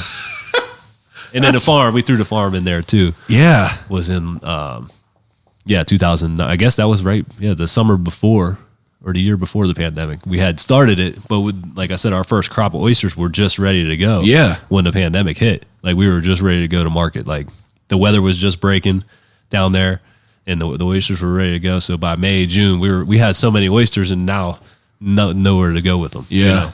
Are you guys big enough to be like a supplier yourself? Or we supply. Yeah, we supply some Okay. wholesalers. We have a guy down there that kind of distributes just one man show. He kind of distributes all through Virginia Beach and all the bars down there. So how many oysters did you guys do last year? I mean, it was probably close to 1 million oysters that we sold. And that's like, would you guys consider yourself something like a small operation? Yeah. Oh yeah. So like, I mean, bigger operations, they're doing like tens of millions. Oh yeah. Right down the road from us is Cherry Stone Aqua Farms, and they're like a huge Oh, wow. operation. Yeah. I mean, there's I know tons of operations. I know. I in our asked area. it a couple of times as far as like, I'm just trying to gauge how big of an operation yours is Yeah, we're compared to tiny. like other stuff. We're right in the wintertime. We're a 2-man operation. Yeah, that's pretty cool. Now, as far as I mean, I would assume you guys employ a lot of people. Like, We have about 40 some employees in East Liberty. in all the places. Mm-hmm. Now, during the pandemic, did you guys have to like cut people off and like kind of shut people down, or were you able to like kind of keep it going to, because I mean, that's the reality of the pandemic. It's like, as a business owner, you have to be faced with these tough decisions to be able to like keep your shit afloat, because, if you're not afloat, it's not going to be there in the future for people to have work. Exactly. So it's like, you guys got to kind of do that hard, just talking to my buddy Matt, it's like, I understand that there was hard decisions that had to be made there. It's like, did you have to experience that? Yeah. I mean, it wasn't the way it worked. It was kind of like almost good for a lot of the people with unemployment. You know? For sure. That's what it kind of seemed like. People with unemployment. Nobody really got like, oh, you're laid off and I was laid off for 4 months. I was laid off for 3 months, and I was making more money than I was working. Yeah, that's what it seemed like. Crazy. People were like, it was hard to get people to come back. I know, dude. So and it's like, that's the shit that you're kinda dealing what it with was. now. So the servers, obviously at Muddy Waters, nothing changed at Bird on the Run. Everything actually got busier because it was more takeout. Kahuna, kind of the same thing. We only have a handful. It's a small over there. We don't have a lot of employees, but What do you specialize there? it's a poke, like Hawaiian street food, Oh. just like Yeah. Chipotle style. Absolutely. You come in and build your own poke bowl, I think I was actually at that spot before. Okay, cool. Yeah, we do like, cold pressed juices and stuff like that. We don't, I think I was there. Yeah, Kahuna. yeah. Little spot. Wow. Little Hawaiian spot. Yeah. So at Muddy Waters, obviously the front of the house staff was the ones that, there was have- nothing for them to do. nothing to do. So it's like, but then they had like they came out with that PPP program, and it was kind of weird because we were talking to the accountants and they're like, they give you this money, they want you to give these people work, but I was like, what are they going to do? Yeah, I Like- get it. That's So what- they just stay laid off because they're like, what am I going to do here? Like, I'd rather just be at home making money, and then instead of coming back to work and you pay me money to just stand around and clean or something, pretend to we work. can only clean so much. Exactly. Because that's what they said. That's what it was designed for, was to encourage. So they didn't lose their health benefits, I guess. I don't know, but it was just like you said, it was Just a strange. weird- and a lot of people made more money. Yeah, by being laid off. and it seemed like no one had the right answer of it. This was all just like touch and go for everyone. So it was just everyone just figuring it out along the way, and it just, I don't know, it was overwhelming for me, and I didn't even really have to deal with it. Yeah. For the people that had businesses and shit, it's crazy to think about that. Yeah. I think I remember reading in the article that like 1 out of every like 3 restaurants shut down. There definitely was. I mean, like you said, the fine dining ones, they definitely got hit the hardest. Yeah, I mean, And, you can't go. Yeah, nobody. Yeah, and you had to make a decision, like, because it was kind of weird because you didn't know. They kept telling you first 2 weeks, and then 2 more weeks, and then it's been 2 years? Yeah. 2 years plus. Super but at crazy. some point, you had to see the writing on the wall and be like, we got to do something else. Yeah. If you're fine dining, you're like, we're not going back to normal here for a while, so you're gonna have to gotta adapt. do something. Yeah, People got to adapt to it. yeah. So that's why we started, like, pretty much everybody I know they came up with some kind of like, family meal type of thing or whatever. Yeah, Like Matt at Streets was doing like Sunday dinners where it was Yeah. like people could just pull up, and like curbside pickup and all that. Yeah. I did an episode during the pandemic of people that were like kind of doing shit like that I interviewed before. Like my buddy has an Italian restaurant in Jefferson Hills. They were doing stuff like that, and it was so cool to see that avenue, to see people navigate that avenue of the pandemic, because some people that had them restaurants, they're kind of like creatures of habit. They're just like in that rotation. So it kind of like forced people to get creative and, kind of do different stuff. And I know that it was more work on like you guys, but it was, I guess it was really, it was cool for me to see for everyone to jump through the hoops. it was a challenge, but everybody was going through. We were all in the same storm, Yeah, So you know what it I was mean? like- And cream rises to the top. So like, I've talked about this before, but it was like the pandemic kind of like leveled the playing field for people. It's like you had some people that were, running places that were just getting by on names. And it kind of just like, I don't know, it's just from what I noticed from being like an outsider. Yeah. It's definitely interesting. What do you do besides, like work and all this shit? It's like, do you have free time? Like, what do you do in your free time? Yeah, mostly I just try to spend time with my kids, and I like to work out. Work out, spend time with the kids. I like to watch football. Still a football guy? Yeah. Would you play? What position? Oh, defensive end. Oh, D-line. Nice. Mostly defensive end. Yeah. Nice. Were you pretty good when you went? IUP. Oh yeah, we were pretty good. Yeah, we were always in the running for the national championship. Where'd you go to high school? Greensburg, Salem. Okay. Yeah, we were trash. I had was some McKeesport guys, but they're probably. How old are you? I'm 31. My brother was older though. Much older. Like who? Roger Wilson. Big Raj, he was a beast. Yeah. My brother's 37, so I'm trying to think if we had any other McKeesport. There's other people. He was the number one guy from McKeesport. He was older than me, so yeah. He was like a football was I think that's probably one thing that I did with my entire life that I probably regret more than anything. I feel like that I don't even watch football now. Really? I played for 11 years, captain of my team. I don't give a shit about it. Yeah. And I think about it now, and it was going back to like, as we were talking before us recording, it's like I just didn't have an idea of what I wanted to do. I was just there. I was a big dude, play football, whatever, fuck it, And it's interesting to, kind of see what people's passions are and like how they kind of like, I don't know, dude, I'm fascinated with adults because like, being an adult is ridiculous. Like all the shit that you have to deal with as an adult, it's ridiculous. So it's interesting to hear people's lives and hear how they navigate it, hear how they deal with all this shit and how they kind of make it through the storm. And you seem to be doing pretty good. It seems to be you're bringing in more. You're putting more shit on your plate than I feel like a lot of people would even want. How does your wife deal with all this? She's on board with all you guys are pretty good. Pretty good team with all this weather and the storms. She deals with with all the storms. Yeah, that's good. It seems like whenever I'm stressed out and fed up, she keeps me under. And vice versa. And then when she's having a breakdown or whatever, I got to be like, we're all good. Yeah, we're all good. That you're just like, I don't know if we are. We'll see if we are. Now, do you guys? I asked you this before, but you say you don't cook with oysters too much at home, huh? At home? No, not really. I mean, I do some actually down at the farm more so. Are you? I mean, do you cook a lot at home? Or are you like I cook pretty much every day. Okay. Yeah. Yeah. I mean, but I try to just eat. It's tough with the kids. Yeah, I get it. They're pretty adventurous for kids, but I like spicy stuff, and they can't do any of that. Yeah. So it just creates more work when I got to make them something and then me and her something separate. For sure. So I try to get them to eat what we're eating. Yeah, I'm sure that's it's every dinner it's a task in itself. Yeah. my brother has one that's a little bit over a year. He's about to have another one, and it's just like my cousins everyone's having kids. I don't plan on having kids, so it's like I'm the guy who dressed up as Santa, let all the kids sit on my lap at Christmas. You might be onto something. You know what I mean? And I just like I just see everyone just like just put your shoes on, please put your shoes on. Everything's a challenge. I know, it's funny. And they go, why? Yeah, why? Now, for you, like, what are your goals in the next like few years? I mean, obviously, you guys are like, working hard at Muddy Waters. You got Bird on the Run, you got Kahuna. It's like you seem to be pretty established at these three places. Obviously, the farm is the newest avenue. Yeah. I mean, what are your goals with it all? Yeah, I would like to focus more on the farm. Kind of take it to the next level as far as branding goes. And how much water do you guys use? You said that dude had 38 acres of water there. We have the rights to 38 acres. Do you use them all?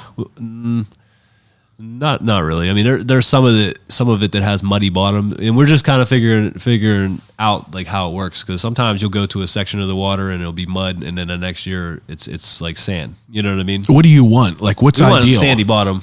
Sandy bottom. Yeah, sandy bottom, because it's just easier to maneuver through. Like sometimes you walk through that mud, you're getting stuck. I feel like your hip joint's about to rip out. Yeah, I bet. So it's brutal working in the mud. Huh. And then sometimes if you put too many oysters in one spot, their waste they produce is like not mud, but it's just like, I don't know, it's a weird. It's like soot almost. Like soot, yeah. And it kind of changes that terrain, and then you got to kind of rotate them around. So we're still just trying to navigate that and see Yeah, touch and go, how over things time. are going. Yeah, we have our spots now, but those spots might be different in the future. So yeah, it's just trying to do more at the farm, more marketing, and getting with more wholesalers down there. Yeah, and expand that a little bit more. Expand that a little bit. And, get your feet under you a little bit more with that. And Bird on the Run, we've been trying to expand that. We're doing franchising with the Bird on the Run. We have one in Southside just opened in September. Oh, wow. Yeah. There you go. So you guys are just fucking just churning it out. yeah, Jeez. that's what we I got anxiety with all this stuff that you got going on. I'm like, how are you even doing all this right Yeah, now? I don't know. Like you said, you just gotta. I know. Once you get to that point, you're you feel like I feel like, if I take some time off with this, I feel like I'm not doing nothing. I feel like I'm like useless. You know what I mean? It's like, I don't know. You got to find that good balance though. Yeah. It's like, like I said before, it's like people have their kids. I have 2 dogs now and I feel like I have no time in the world. Yeah. So I don't know how people do all this stuff. It makes me motivated to, keep my shit in line because people like you, people like my buddy Matt and everything, they're all, everyone's on there. Go. Yeah. Ready to go. You're just making it happen. Yeah, I try to do. We like I said, we try to take on too many things, and then you get into it, and you're like, I'm not doing anything else. I don't want to do anything else. And then something comes along. And you're like, I'm all right with this. We'll do this. People come. Yeah, people. There's so many opportunities out there. People come with opportunities all the time, and there's so many things that you turn down. To do. Now, I'm curious, before we get to the ending segment of this, I want to know a little bit more about these oysters as far as like harvesting them. So once they get to that, you have them in the water, in the bags, some of them on the rebar, what are they? The racks. Racks. So the bags go on the racks. Yeah. Now, are you going out there often to, just put an eye on them and seeing if they're looking right? So in the summertime, once the water breaks, you don't really mess with them in the wintertime. So in the wintertime, we only harvest. So, because when they're dormant, you just want to leave them alone. It's because they're not growing. Yeah. So once the weather breaks here, down there, it'll probably, hopefully early March, maybe, late March, whatever. So we'll start going down and then we have a grid system, like we have rows and sections, letters and numbers. Yeah. So we're starting with 1A. We're going to go grab 1A, 1B, whatever. Maybe it's 50 bags, 60 bags, whatever we can fit on the boat. Yeah. Take them back to we have a platform by the dock, and then we have a tumbler. So it's basically like a big machine with a cylinder on it that has different size holes. So you put the oysters into one side, the bigger, the smaller holes. Yeah. And then they fall out according to size. And then that tumbler chips off and it sizes them as it grades them. Yeah, it grades them as they go down. So then you take them as they're graded. So when we pull these out in the wintertime, like when we put them back, so like I was telling you about the bags, we fill them about a quarter of the way full, like quarter to a third of the way. Okay. Whatever. But then whenever if we get to them right when they start feeding, they might be half full. If you let them go too long, they could be completely full. And then that's a heavy bag. How is it? How do they get?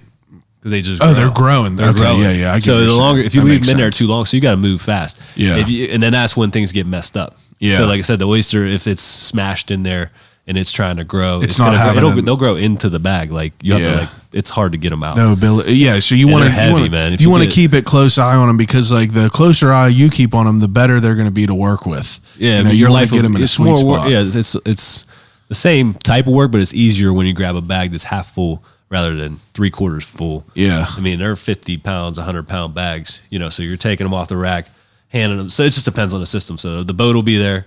It could be 2 or 3 of us. One guy grabs it, hands it to another guy. He throws it on the boat. Somebody's on the boat lining them up, Yeah. 50, 100-pound bags, just boom, boom, boom all day. Put them on the boat, go back to the dock, take them off the pontoon, put them on the platform, from the platform into the tumbler, grade them into milk crates, Turner's milk crates. I don't know. You want to know how much? I want you to take a guess. How much money you think they put into milk crates each year? Oh man, a lot. They never just take a guess. Like I know the million. real number. Like $1 million. Quarter of that. Really? $250,000 a year in milk crates because people steal them. Well, we call all the time to get them picked I mean, up. this is why I'm going to vouch for Turners and say that it's all right. You sell a lot of Turners at Bird on the Run. Yeah. You know what I mean? Those are technically, those come with the inventory. Yeah. You know what I mean? It's fine. It's fine. Yeah, that's I'd imagine because I see them at Outback restaurants just piled up. I mean, you couldn't even imagine. I talked to Steve Turner in here a couple of times. I don't know. I mean, I probably know everyone in America. I mean, not America, but everyone around here probably got a Turner's crate in their house at some point. Yeah, I bet. Lord knows I have a good bit of them. I shouldn't have as many as I do, but they're too good to use. They are. I mean, they're can't good. beat it. They're perfect for us now at the $250,000 a year. Damn, that's Turners. crazy. Yeah, they're a big operation. Huh? Yeah, big operation. Shout out to Turners. You already know that. Fueled by Turners. But so now after you guys harvest all these, like, are these all harvest ready at one time or is it just, you want them to be all different? That's you what I want figured. Yeah. So I bought 250,000 seed right at the end of the summer, I think, or right in the middle of the summer to have that get like half the growth before the winter. Yeah. And then right out of the winter, hopefully within a month or two, those are going to be ready to go. Yeah. And as soon as this water, because we're running low. So I was like, damn, as soon as the water, I'm going to call my guy and be like, I want, as soon as you're ready, as soon as the water, we got to get as them soon as back the in temp there. is, I want to get 500,000 in the water. And then I might put another 500,000 or 250,000 like halfway through the summer to stagger them out. It's interesting because I never thought about that. And then I talked to Triple B Farms and he was saying that, like, that's part of, like, the beauty of all this is, like, you have to time everything out right because you just don't want a whole crop to come in at one time because some of it's going to spoil because you can't get rid of it in enough time. You want it to come in as you're selling it. And I was like, holy shit, like, that's a whole different equation in itself that you're dealing with. But I don't know, dude. It's like people, everyone's jobs got so much shit going on. Yeah. Yeah. There is. Yeah. When you look into, just being down in the Eastern Shore, there's so much agriculture going on and different operations. And you walk in, and you're like, damn. Yeah. Do you ever want to get out of Pittsburgh and, like, kind of just be down there? I would love to. My wife doesn't. She doesn't want. There's nothing down there, which I like. Like, but Cape Charles is a nice little, like, beach town right down the road. Yeah, but miles. that's Virginia Beach. It takes about an hour and a half to get to. But that's still a little bit out the way. Yeah, that's kind of why I moved out here. I wanted to be away from it. Like, I lived right by the city. We were living in East Liberty, and then with the kids, I was like, we gotta get some more space. Some space. Yeah, gotta have some space. 3 kids. Yeah, that's crazy. Yeah, they need some space to run around. How was Christmas? Christmas was good. Yeah, everything was good. I'm sure you just got all kinds of shit laying around your house. Yeah. They got so many toys. Dude, my brother's house, whenever I walked in there, I was like, why are we getting this kid anything else? Yeah. It's like they're never going to use all these things. No. And that's what I mean. And that's what I was talking to my buddy about that. Like, they don't appreciate anything, And then you're like, I try to like, you have too many, you're spoiled, and it doesn't work. You know what I mean? It doesn't work. Doesn't work. Kids, man, they're funny. They don't care. It's funny to see them. It's funny to see them, like, come into their own and, like, think about their own, and then they want to play with your shit. You know what I know. They're like taking your stuff and like, I'm like, why do you have so many toys? Yeah, I mean, that's just one more job to add to the resume, huh? Yeah, that's the main job, is just trying to be a dad, and that's the other like getting the farm. The long term vision was for them, so we could go down there in the summer, teach, with the, you see the way things are going with tech and social media and these kids. If they're just at home playing video games and on their phone, I want these kids to be growing up on the farm. Yeah, doing some shit. Yeah, lifting bags. Yeah, and being like, Dad, I hate this shit. One time, my boy asked me how to make a grilled cheese. I swear to God, he said, I don't know how to make a grilled cheese. Really? And this is whenever I was in, like, probably 10th grade. I'll never forget it because I was like, what are you doing? You know what I mean? Like, what are you doing? It's like, I wanted to be, I just wanted to be someone that could do shit themselves, you know? And if I don't know how to do it, I want to be capable of sourcing out how to do it.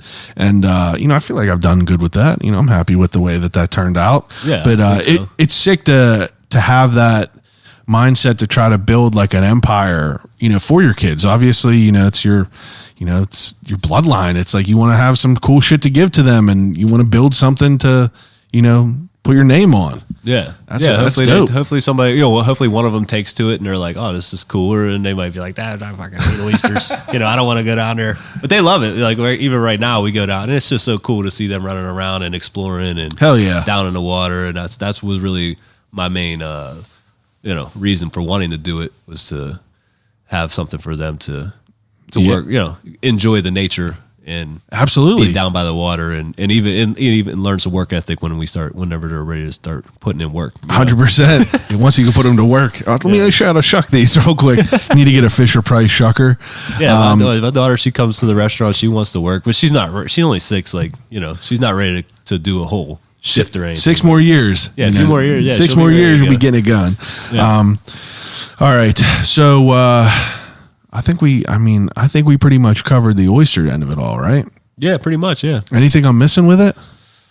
No, I mean that was it. Like we were talking about, we went into the milk crates. It was scattered. We were scattered today.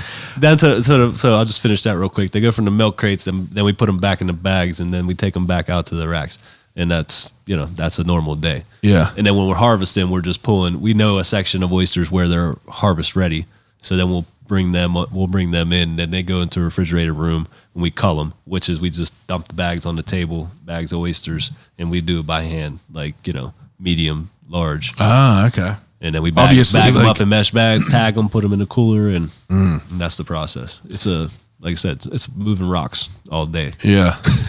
Wow. From place to place. You ever see The Last Castle? No. It's a good movie. The only reason I brought that up is because James Gandolfini is a army prisoner warden, and Robert Redford is a prisoner that was there for doing something heroic for his country, but he just made him move these big ass rocks back and forth as punishment. Only reason it popped into my head. Love James Gandolfini, but we're a tangential podcast. Who doesn't love James Gandolfini? You know what I mean? Yeah, he was the best. Sopranos just had their I think it was like 23.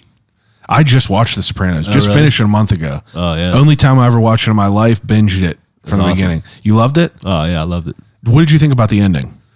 I don't know. I mean, yeah, I guess they could have done better, but I just recently heard. Yeah, I think it was Christopher. The guy who plays Christopher. What's his, they got the whatever his name podcast. is.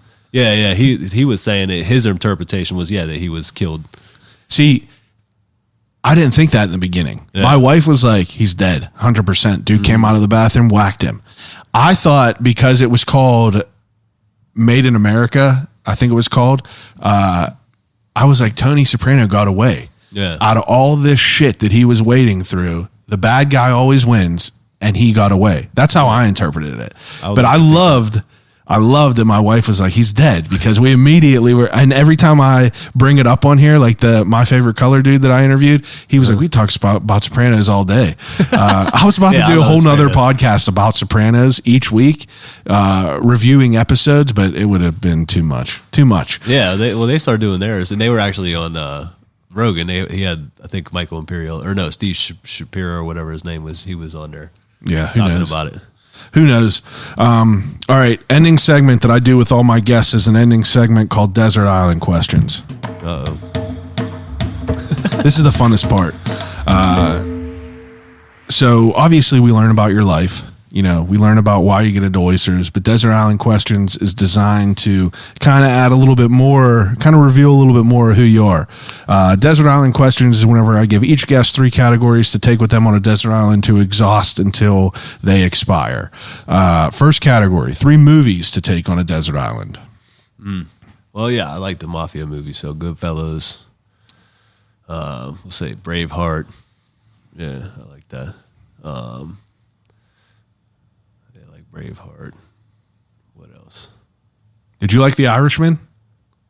The Irishman. Yeah, did you watch it? Yeah, it was. I liked it. It was slow. I liked it. Yeah. People were like, "Oh, this is Same terrible." with How do you not like the many Saints of Newark. I didn't watch that yet. No, I didn't watch it yet. I kind of let people get in my head. I heard no positive about it. Yeah, that's what I heard too. And I mean, I gotta watch it. Yeah, it doesn't meet the expectations. I gotta watch it. But what do you expect 20 years after the show tough. ends? Yeah, it's tough to do it all in one movie. Yeah. But another movie. Trying to think. What's your favorite football movie? I'm curious. Favorite football movie? It's either got to be, let's say, What's the one? The program. I swear to God, I was just going to say, I feel like you're a program guy. Yeah, I was either to say you're either going to be a program or Friday Night Lights. Or but Remember the Titans. Remember the Titans, I feel like is a given. Yeah. If you played football at all, that's like a movie that's in there. Yeah. But some people don't like Friday Night Lights. I used to hate it. Yeah. I don't know why. I didn't like seeing. Varsity Blues was another good. How could Friday you Night not Lights, I love don't it? remember as well as we used to read they made us read the books in school. Oh, yeah. Friday Night Lights. So I think I feel like the book was better than the movie. TV show was good. I never watched the TV show. It was fire. But the program, yeah. I was trying to explain the program to somebody at work, Man, and they're like, they don't. That's a kids, movie they that don't a know. lot of people don't know. So I put feel the- like a lot of people don't know that. What's he say? Put the women and children to bed and go looking for dinner. Oh my God, Latimer. Latimer Latimer. was the Elmar most Epps is in there. I mean, there's a good movie. so many people in Yeah. there. That was a really James good movie. Caan, yeah. A lot of people that I feel like was slept on. Another great football movie. I don't really care about the sport of football, but I love the movies. Any Yeah. Given Sunday. Oh yeah, Can't Awesome. beat that. Yeah. I was just thinking about that the other day. I watched his interview on YouTube, or not interview, but the speech. Yeah. All the I'll get you inches. going. Yeah. Yeah. And you're just like, let's get it going. yeah. All right. 3 categories of that. Okay. So second category is I usually ask people books to take on a desert island. Are you a book person? Not as much as I should be. Okay. Well, I have another.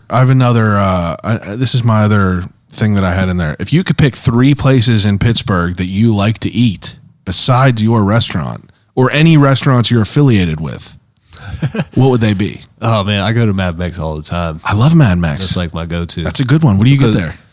I usually get wings. Wings. Yeah, wings. I and got them for the margaritas. first Wingaritos. That's what I go to. Yeah. That's a good shit. Yeah, wings or salad or whatever. For a tacos. chain, I love Mad Max. Yeah, that's my daughter's favorite place too. She's smart. Sounds smart. So yeah, Mad Mex I go to a lot. See what else? Dianoia's down in the strip. Yeah, that's fire. Good friend of mine too. Is he? Yeah. Put my name up in his ear. I Okay. messaged him a time or Oh, two. really? Oh yeah. Yeah. They're brushing me off. Really? They're brushing me off. Oh, okay. I'll talk to. Some I'll people talk to brush Dave. me off. Really? Oh yeah. Oh yeah. No, I'm Dave's persistent. Cool. Yeah, Dave's cool. I know Him he's and his cool. My wife. boy is his trainer, and I just Dude from Shape. Dorian. Dorian. Yeah. I don't know if he's still with Shape or whatever, but I don't know where he is, but I just saw him training him up, him and his wife, and I was Okay. like, "Yo, put my name in his ear." I'm dedicated, bro. I'm gonna get them interviews. yeah, with Dave and his wife, they're both awesome. I'm a big fan. Dianoia's fire and their pizza.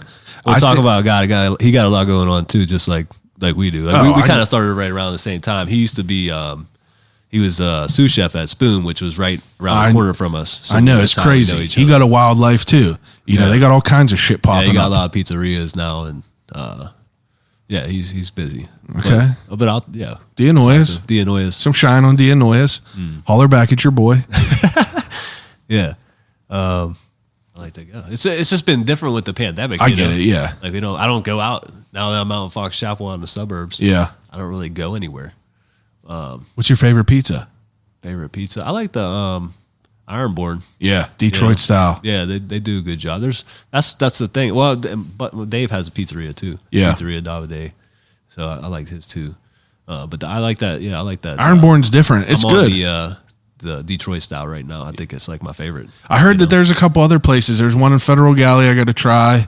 I can't remember what that's. that Michigan and Turnbull or something like that. I don't know. Caliente actually has like a Detroit style. People be telling me Caliente was a good place. People been telling me I also got to go to Driftwood.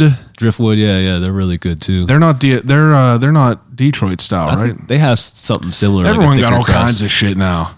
You know, Yeah. we're spoiled now.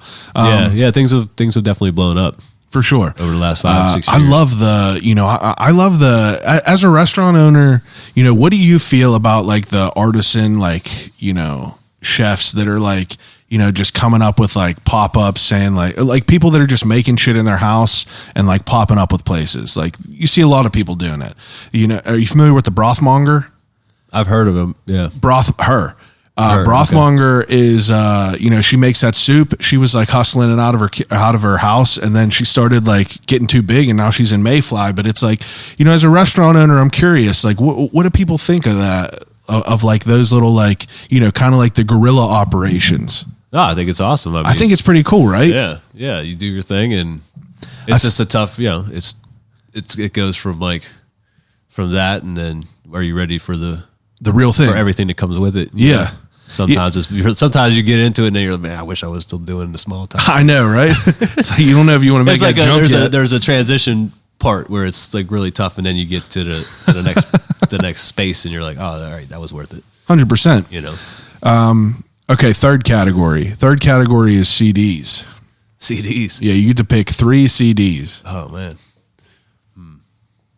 I can't peg what type of music person you are. I feel like you everything, listen man. to- When I growing up, it was all hip hop. So I would say like I pick you DMX. Yeah, I was was- my guy growing up. If you would have let Especially me in football. if you'd have let me pick 3 people, that would have been one of them. DMX. Yeah, DMX. I'd peg you as a Tupac CDs. person. Yeah, I love Tupac, DMX, Biggie, all those guys. Yeah. And Chris Stapleton, I like from the country side Yeah. of things. I love Chris Stapleton. Now I got into country like later on. Yeah. I remember I was in the kitchen and people they play country. I'm like, turn this shit off. Yeah. And then and then a couple songs I would hear. Yeah, I'd be like, who this ain't sings that? bad. Who sings that song? Yeah, it's not And it was bad. Zach Brown Band, so I like Zach Brown Band too. I was like, I like his songs. Yeah, they got good stories. Yeah. He was Country got the good and Bob stories. Marley. I like reggae, so All right, that's say good. Bob Marley. Legend. Those are good choices. They definitely legendary. I like Damian Marley a lot. Yeah, David. My kids love when we say Alexa play music, it usually plays Bob Marley, and then the kids they're like, is that Bob Marley's son or is that Bob Marley? I love that. That's awesome. Okay, third to last question is the death row meal. Death Row meal. Yeah, so if you get to pick a meal before you die, I need to know an appetizer, a main course, and a dessert. Appetizer. I like a beef carpaccio. Oh, that's a good one. Is that an appetizer? We'll make it an appetizer. Or oysters. Damn, I should go with oysters. I thought you were going to be like, I want some oysters. Yeah, we'll go with oysters because then I'm gonna get a nice tomahawk. Oh, steak. yeah. Are you a tomahawk steak person? Yeah. I like ribeyes. Yeah. Steaks are, I like steaks. I'm not, that's like not that's probably the most picked answer on here is a steak with Really? a potato and like a salad or whatever. But that's like my last choice is a steak. I don't know why. I've just Yeah. never been like a crazy, just a steak guy. Yeah. But that's I I like mean, a nice steak. It would be steak or like a good pizza. There you go. You know, That's a good answer. my favorites. What about dessert? I'm not a big dessert guy, but ice cream. I'm like ice cream's my favorite. Ice cream guy? Yeah, I just like strawberry ice cream. Oh wow, Pretty strawberries. There you go. That's probably it's been my nickname since like 6th grade. Yeah, I see probably that. my least favorite flavor of anything, strawberry. So if you had to, if people were coming to Muddy Waters and you were, and they were there to have like a little tour of the menu, obviously we're going to go with the oysters, but what would you recommend for the oysters, and then what would you recommend on the main menu? What would I recommend for oysters? Yeah, it's like what are your preferences for these? I always say, get a mix, East Coast and West Coast. We have like a chef's mix on there, a dozen, a little bit of this, a little bit of that. Or you can get a seafood tower, which is also a good way to go. So it's like, a bigger tray like this, and then you can get different levels. You can get 1 level, 2 levels, Levels 3 to levels. this shit. There's different levels. Yeah. Yeah. Well, the more levels, the more people it feeds. But it has lobster, shrimp, little crab, like It's other stuff besides other stuff okay. besides oysters, like a seafood plateau or There you tower, go. or whatever you want to call it, and then all the accoutrements on there. All right. So that's a good way to start. And Okay. then, other appetizers, we do like a boudin, which is like a Cajun style sausage. Boudin. It's just mixed with like it's really good. It's Never heard of that. I don't think. it's something you'll see down in the South. Okay. You could pick it up at a gas station down there. Oh. Down there it's in like a pork casing. They just like squeeze it with a little bit of mustard, at a gas station. We do it like we smoke it. Proper. Smoked, yeah. It's mixed with rice and vegetable, like Trinity, which is like the celery, onion, bell pepper. That's like the basis of Cajun cooking. So we, rice, Trinity, bunch of spice. There's it's pork. Yeah. We cook the pork first, then you grind it up and mix it with the rice and the vegetables and the spice, and actually liver too, like chicken liver mousse type of deal. Gets folded in. I gotta Stuff come it. down and. You stuff it in the casing, then we smoke it, and then we refire it, serve it on a board with like some pickles and mustards and that kind of stuff. That's a good Cajun. I'll dish. definitely be grabbing that That next is like time. not like a typical thing you would see in Pittsburgh. So that gumbo, seafood gumbo, I feel like is a good if you're into gumbo and seafood. Yeah. I'm going to just go down there, and I got to try stuff on the other menu now, besides the oysters. I mean, obviously, I got spoiled with the oysters here, but we're going to go down and we're going to try the other menu. I got to try that burger now.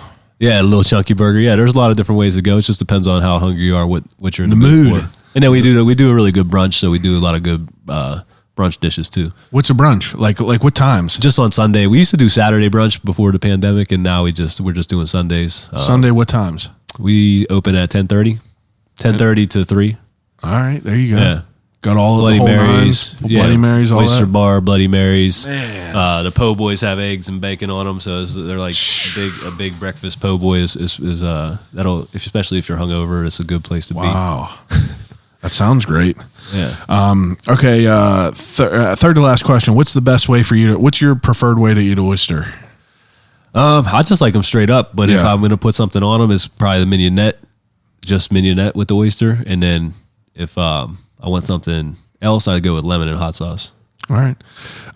Okay. Got Second. little chunkies. Yeah, I'm definitely gonna check be that out. diving. That's into just this. straight fermented chilies and garlic. Like it's got a little bit of funk to it. Oh, that's what I like. Yeah. You make this? Yeah, Yourself? we make that. Yeah, we just fill the bottles and we wrap the labels on it and I love that. small. You know, It's the best. Yeah. It's the best. I love making hot sauce. Never thought I would enjoy it, but I love it. Yeah. I got to get you in some for sure. Okay. Second to last question is probably the most telling question. They'll rip you apart online for it. Who did you vote for? No, I'm just kidding. If you were going into a road trip before you were going down to the old Muddy Waters Oyster Farm and you had to pick a snack at a gas station, what would it be? Last snack of all time. oh, last snack, jeez. I'm a beef jerky guy. So Beef jerky? Yeah. What kind? I like the old Trapper spicy. Oh, Old wow. Trapper spicy beef jerky. I got some in the truck right now. Keep it on deck. 'Cause I'm always up and down I frequent the How often are Highway. you going up and down there? well right now. But I mean, I don't like, go down to much in the winter. Last summer, times, man, during the pandemic, I was there every week. Oh yeah. Yeah, so I would leave on Monday, come back on Thursday, and then do it again. Bring the oysters back. We used to bring the oysters back. Fill up coolers, bring them back, and then Yeah. I would actually, because the pandemic had started, and I was like, we got to do something. We got to start moving oysters. Me and my buddies, we went, stayed down there for a couple extra days. Went to all the oyster bars because things started opening up down there. I was like, everybody's down here. Yeah. Just fine. kicking it, from a Delaware, Bethany Beach and Virginia Beach. I was like, what's going on? Like up in Pittsburgh, it's like everybody's locked down and you can't Yeah. do anything. And down here, everybody's at the beach just hanging out. And so we would stop by all the oyster bars and try to introduce ourselves and do all that. And we made a lot of good connections. But then I would have to deliver, so I would drive down to the oyster farm, and then on Thursday I would have a couple orders, so I would have to drive Fill all those down there. I would have to drive another hour out of my way up to Rehoboth, the Bethany Beach area or whatever Yeah. it's called, and drop off a couple orders and then head back up. But there wasn't anything that they didn't need me at the restaurant. Yes, I mean, would actually take guys from the restaurant down to the farm just as like keep them busy and a little getaway. Yeah. Because people love it. They're like, this Oh is man. awesome. I mean, I'm definitely going to be bothering you to try to. I'm going to just drive down. Yeah, this summer, you can come down for free sure. labor. I'll that's do what- whatever you need for free. Yeah, put in a but, good hard day's work, and then we go down to Cape Charles, get on the beach, hang out. Yeah, dude, this is a very interesting life that you're living because people have restaurants and shit, but I feel like this is just like a different. This is a different vein that not a lot of people are doing, and it's even. It's so much more cool that like you got the farm with it, and that's kind of like what made me like I wanted to talk to someone who knew about the oysters, but because you had the farm, kind of like that was a star on the resume. I'm like, I want to learn more about it. Yeah. And it's pretty wild. You said that these were the most sustainable things. Yeah, be able oysters are like I feel like there should be more attention brought to it, especially with all the talk about climate change. Yeah. There's definitely talk about it. There's tons of organizations that I'm a part of that. I'm sure it's more. It's a whole different more world than apparent the to you oyster world. because Yeah. you have your eyes on it. But about like, eat more oysters. That's like the slogan for the Shellfish for Climate. The Malinowskis, they're from Fisher's Island up in New York. They're kind of like pioneers of the Shellfish for Climate initiative. And, I didn't really know that. and all the recycling of the oyster shells. that now that's in Pittsburgh, I know the other oyster bar is using it, and anybody that sells oysters is using it.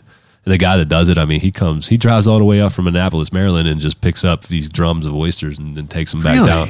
Yeah, and leaves us new barrels. And then they take those oysters, those shells, they cure them for a year, wash them off, then they'll take them out on a huge barge and take like a fire hose and then just spray them back out, because the wild oyster, they want to be spread out a little bit and just free, right? the wild oysters, when they like spawn, so like when the oyster's reproducing, it spawns, it kind of just shoots the larvae out. They need something to latch onto. If it doesn't have anything to latch onto, and the best thing for it to latch onto is oyster reefs. Yeah. So they're trying to rebuild the reefs with the shells. Wow. So it is a really cool project, and it's revitalizing a lot of the Chesapeake. Is definitely took a big hit back in the early 1900s with the Industrial Revolution. Yeah, and it's probably benefiting it now. Wiped out an entire generation of watermen, that, like we were saying, they don't want to do what their daddy did because it wasn't there. And then they would tell them, like, listen, son, this isn't going to be here for you. Yeah. So you need to figure something out because the water's polluted, everything's dying.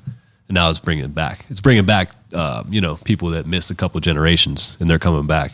Yeah. And doing the work. And then New York City also has a project called the Billion Oyster Project. They're trying to revitalize Jamaica Bay and all that. And it's done by the New York City Public Schools. I feel like I knew about that just because someone that I watch on YouTube, Brad Leone, you familiar with him? He's part of like Bon Appetit, that whole like thing. Yeah. But he has a YouTube channel called It's Alive. And I swear to God, he's the reason that I've been into kind of being more hands-on, making hot sauce, sourdough, shit like that. But he did something with the oyster farm, but I didn't remember what he was saying. But that whole Billion Oyster, I feel like that sounds familiar. Yeah, so the project is 20 years, I believe, put 1 billion oysters into the bay. Yeah. Because like I said, New York was a beautiful oyster estuary. It makes sense because they're in New York, so that would make sense. So and the high school kids are learning about it, and it's that. So I feel like that's raising awareness for the younger generation to be part of that project, and for sure, being able to eat the oysters out of the New York Harbor. That's the goal, I think. And so they're already showing the results. It's only been a few years now, I think, but you can already see the results of different species that they haven't seen of fish. Because when you have an oyster estuary, or like even where we have a bunch of cages, there's all kind of different things, man. It's like you pull a cage up. It naturally brings. Oh yeah, wildlife in there. Yeah, they're living off the oysters. The oysters are living off of them, and different fish ecosystem coming in. Yeah, you pour out a cage, and crabs are running this way, fish are flapping around, jumping out. And it's pretty awesome. Yeah, that sounds like it's pretty awesome, and it's good for the world. Yeah, silver lining. You know what I mean? Even if that positive wasn't there, you'd probably still be getting it done with oysters, but it's cool that they got some benefits for it. Yeah, they give back. Okay, last question that I ask everyone. If you could have a conversation with anyone alive or dead, who would it be and why? Oh, wow. I think I'll go with Bob Marley. That's a good answer. It is. Yeah. He'd be interesting to talk to. Yeah, absolutely. I think I've been to Jamaica quite a few times, and did you go to his his house and everything? Yeah, and just talking to the Jamaicans about him, and I've read his biographies and stuff like that. And my 3 buddies went a couple years ago, and they have a picture with all of it there, and it's they said it was a time. We'll leave it at that. They said it was a time down there. The Jamaican people are awesome, and they love to show off the island. My boy dropped his GoPro all the way down in the water, and for some reason they couldn't find it, and a guy that worked there or whatever, Jamaican dude, swam right down. He comes up and he's looking, he said something super funny, but just the fact that they have it on the video is just hilarious. But yeah, that's a good answer. Be interesting. I like Bob. Hey, I appreciate you coming over and sitting down with me and talking to me through this convoluted tangential conversation. But yeah, it was a good time. I think it was interesting, dude. I think that people will be interested to hear about it. I think that not a lot of people know about. I don't think a lot of people know anything about oysters. Yeah, you're probably right. You know what I mean? For you, this is your main vein now, but that's me trying to explain you this board right here. Yeah. Which I don't even know all the way, but it's definitely cool to hear about, and it's definitely seems like something excited. Yeah. Thank you. Definitely. Appreciate it. Thanks for having me. Take a second, tell everyone where they could find all your information, where they could find you on Instagram, where they could find you to come and eat these delicious oysters. Just, plug everything. Yeah, so we're Muddy Waters Oyster Bar at East Liberty, 130 South Highland Avenue, and then we have Bird on the Run right next door with a little fried chicken, fast casual place, and then on the other side we have Kahuna Fast Casual Poke Restaurant, right next door to Muddy Waters, and then Instagram I believe is Muddy Waters PGH. You big social media guy? I look at it too much, but I don't really do much on there. Yeah. My wife does all the social media stuff. That's good. So we have, you can find, I think it says at Muddy Waters Oyster Bar. Muddy Waters, it'll pop up. And Bird on the Run. Yeah, and we also just opened a Bird on the Run on the south side, so go check us out down there. Franchise, go support those guys. They're doing a good job down there. Doing God's work down there. Doing God's work. Get you a chicken sandwich late night. They're open till. They got Turners up in there? Oh, yeah. You already know. Grabbing Turners up in there. If you need some milk crates, stop out back. You need some milk crates, stop out back. Do not tell Steve that you heard that here. Tell Steve, come pick up these milk crates. But dude, I appreciate it. I'll definitely be down to explore that other menu. I appreciate you bringing a whole spread here. Yeah, I appreciate you letting me cross off a bucket list item. Shucking an oyster and eating it. Sounds dumb, but that's really something that I always wanted to do. Same thing with milking a cow, and I'm going to do that. Turners can't hook you up with the cow. They're not. They don't do that anymore. They don't do that. They move the bigger pieces. They got people that are working with the cows. I can get you with some cows if you want. It's all about who you know. I'm gonna be taking you up on that offer. Right. Everyone else that's listening, appreciate it as usual. Follow Turners at Turners PGH. Follow I'll Call You Right Back on Instagram. Follow Muddy Waters on Instagram. Follow everyone. We're here for good times. Stop down to Muddy Waters. Grab yourself a nice Chef's Mix of oysters. Is that what you call it? Chef's Mix? Yeah, Chef's Choice. Chef's Choice. Chef's It sounds a little bit better. But you can find them right down in the city of Pittsburgh. But thanks for listening. Call You Right Back.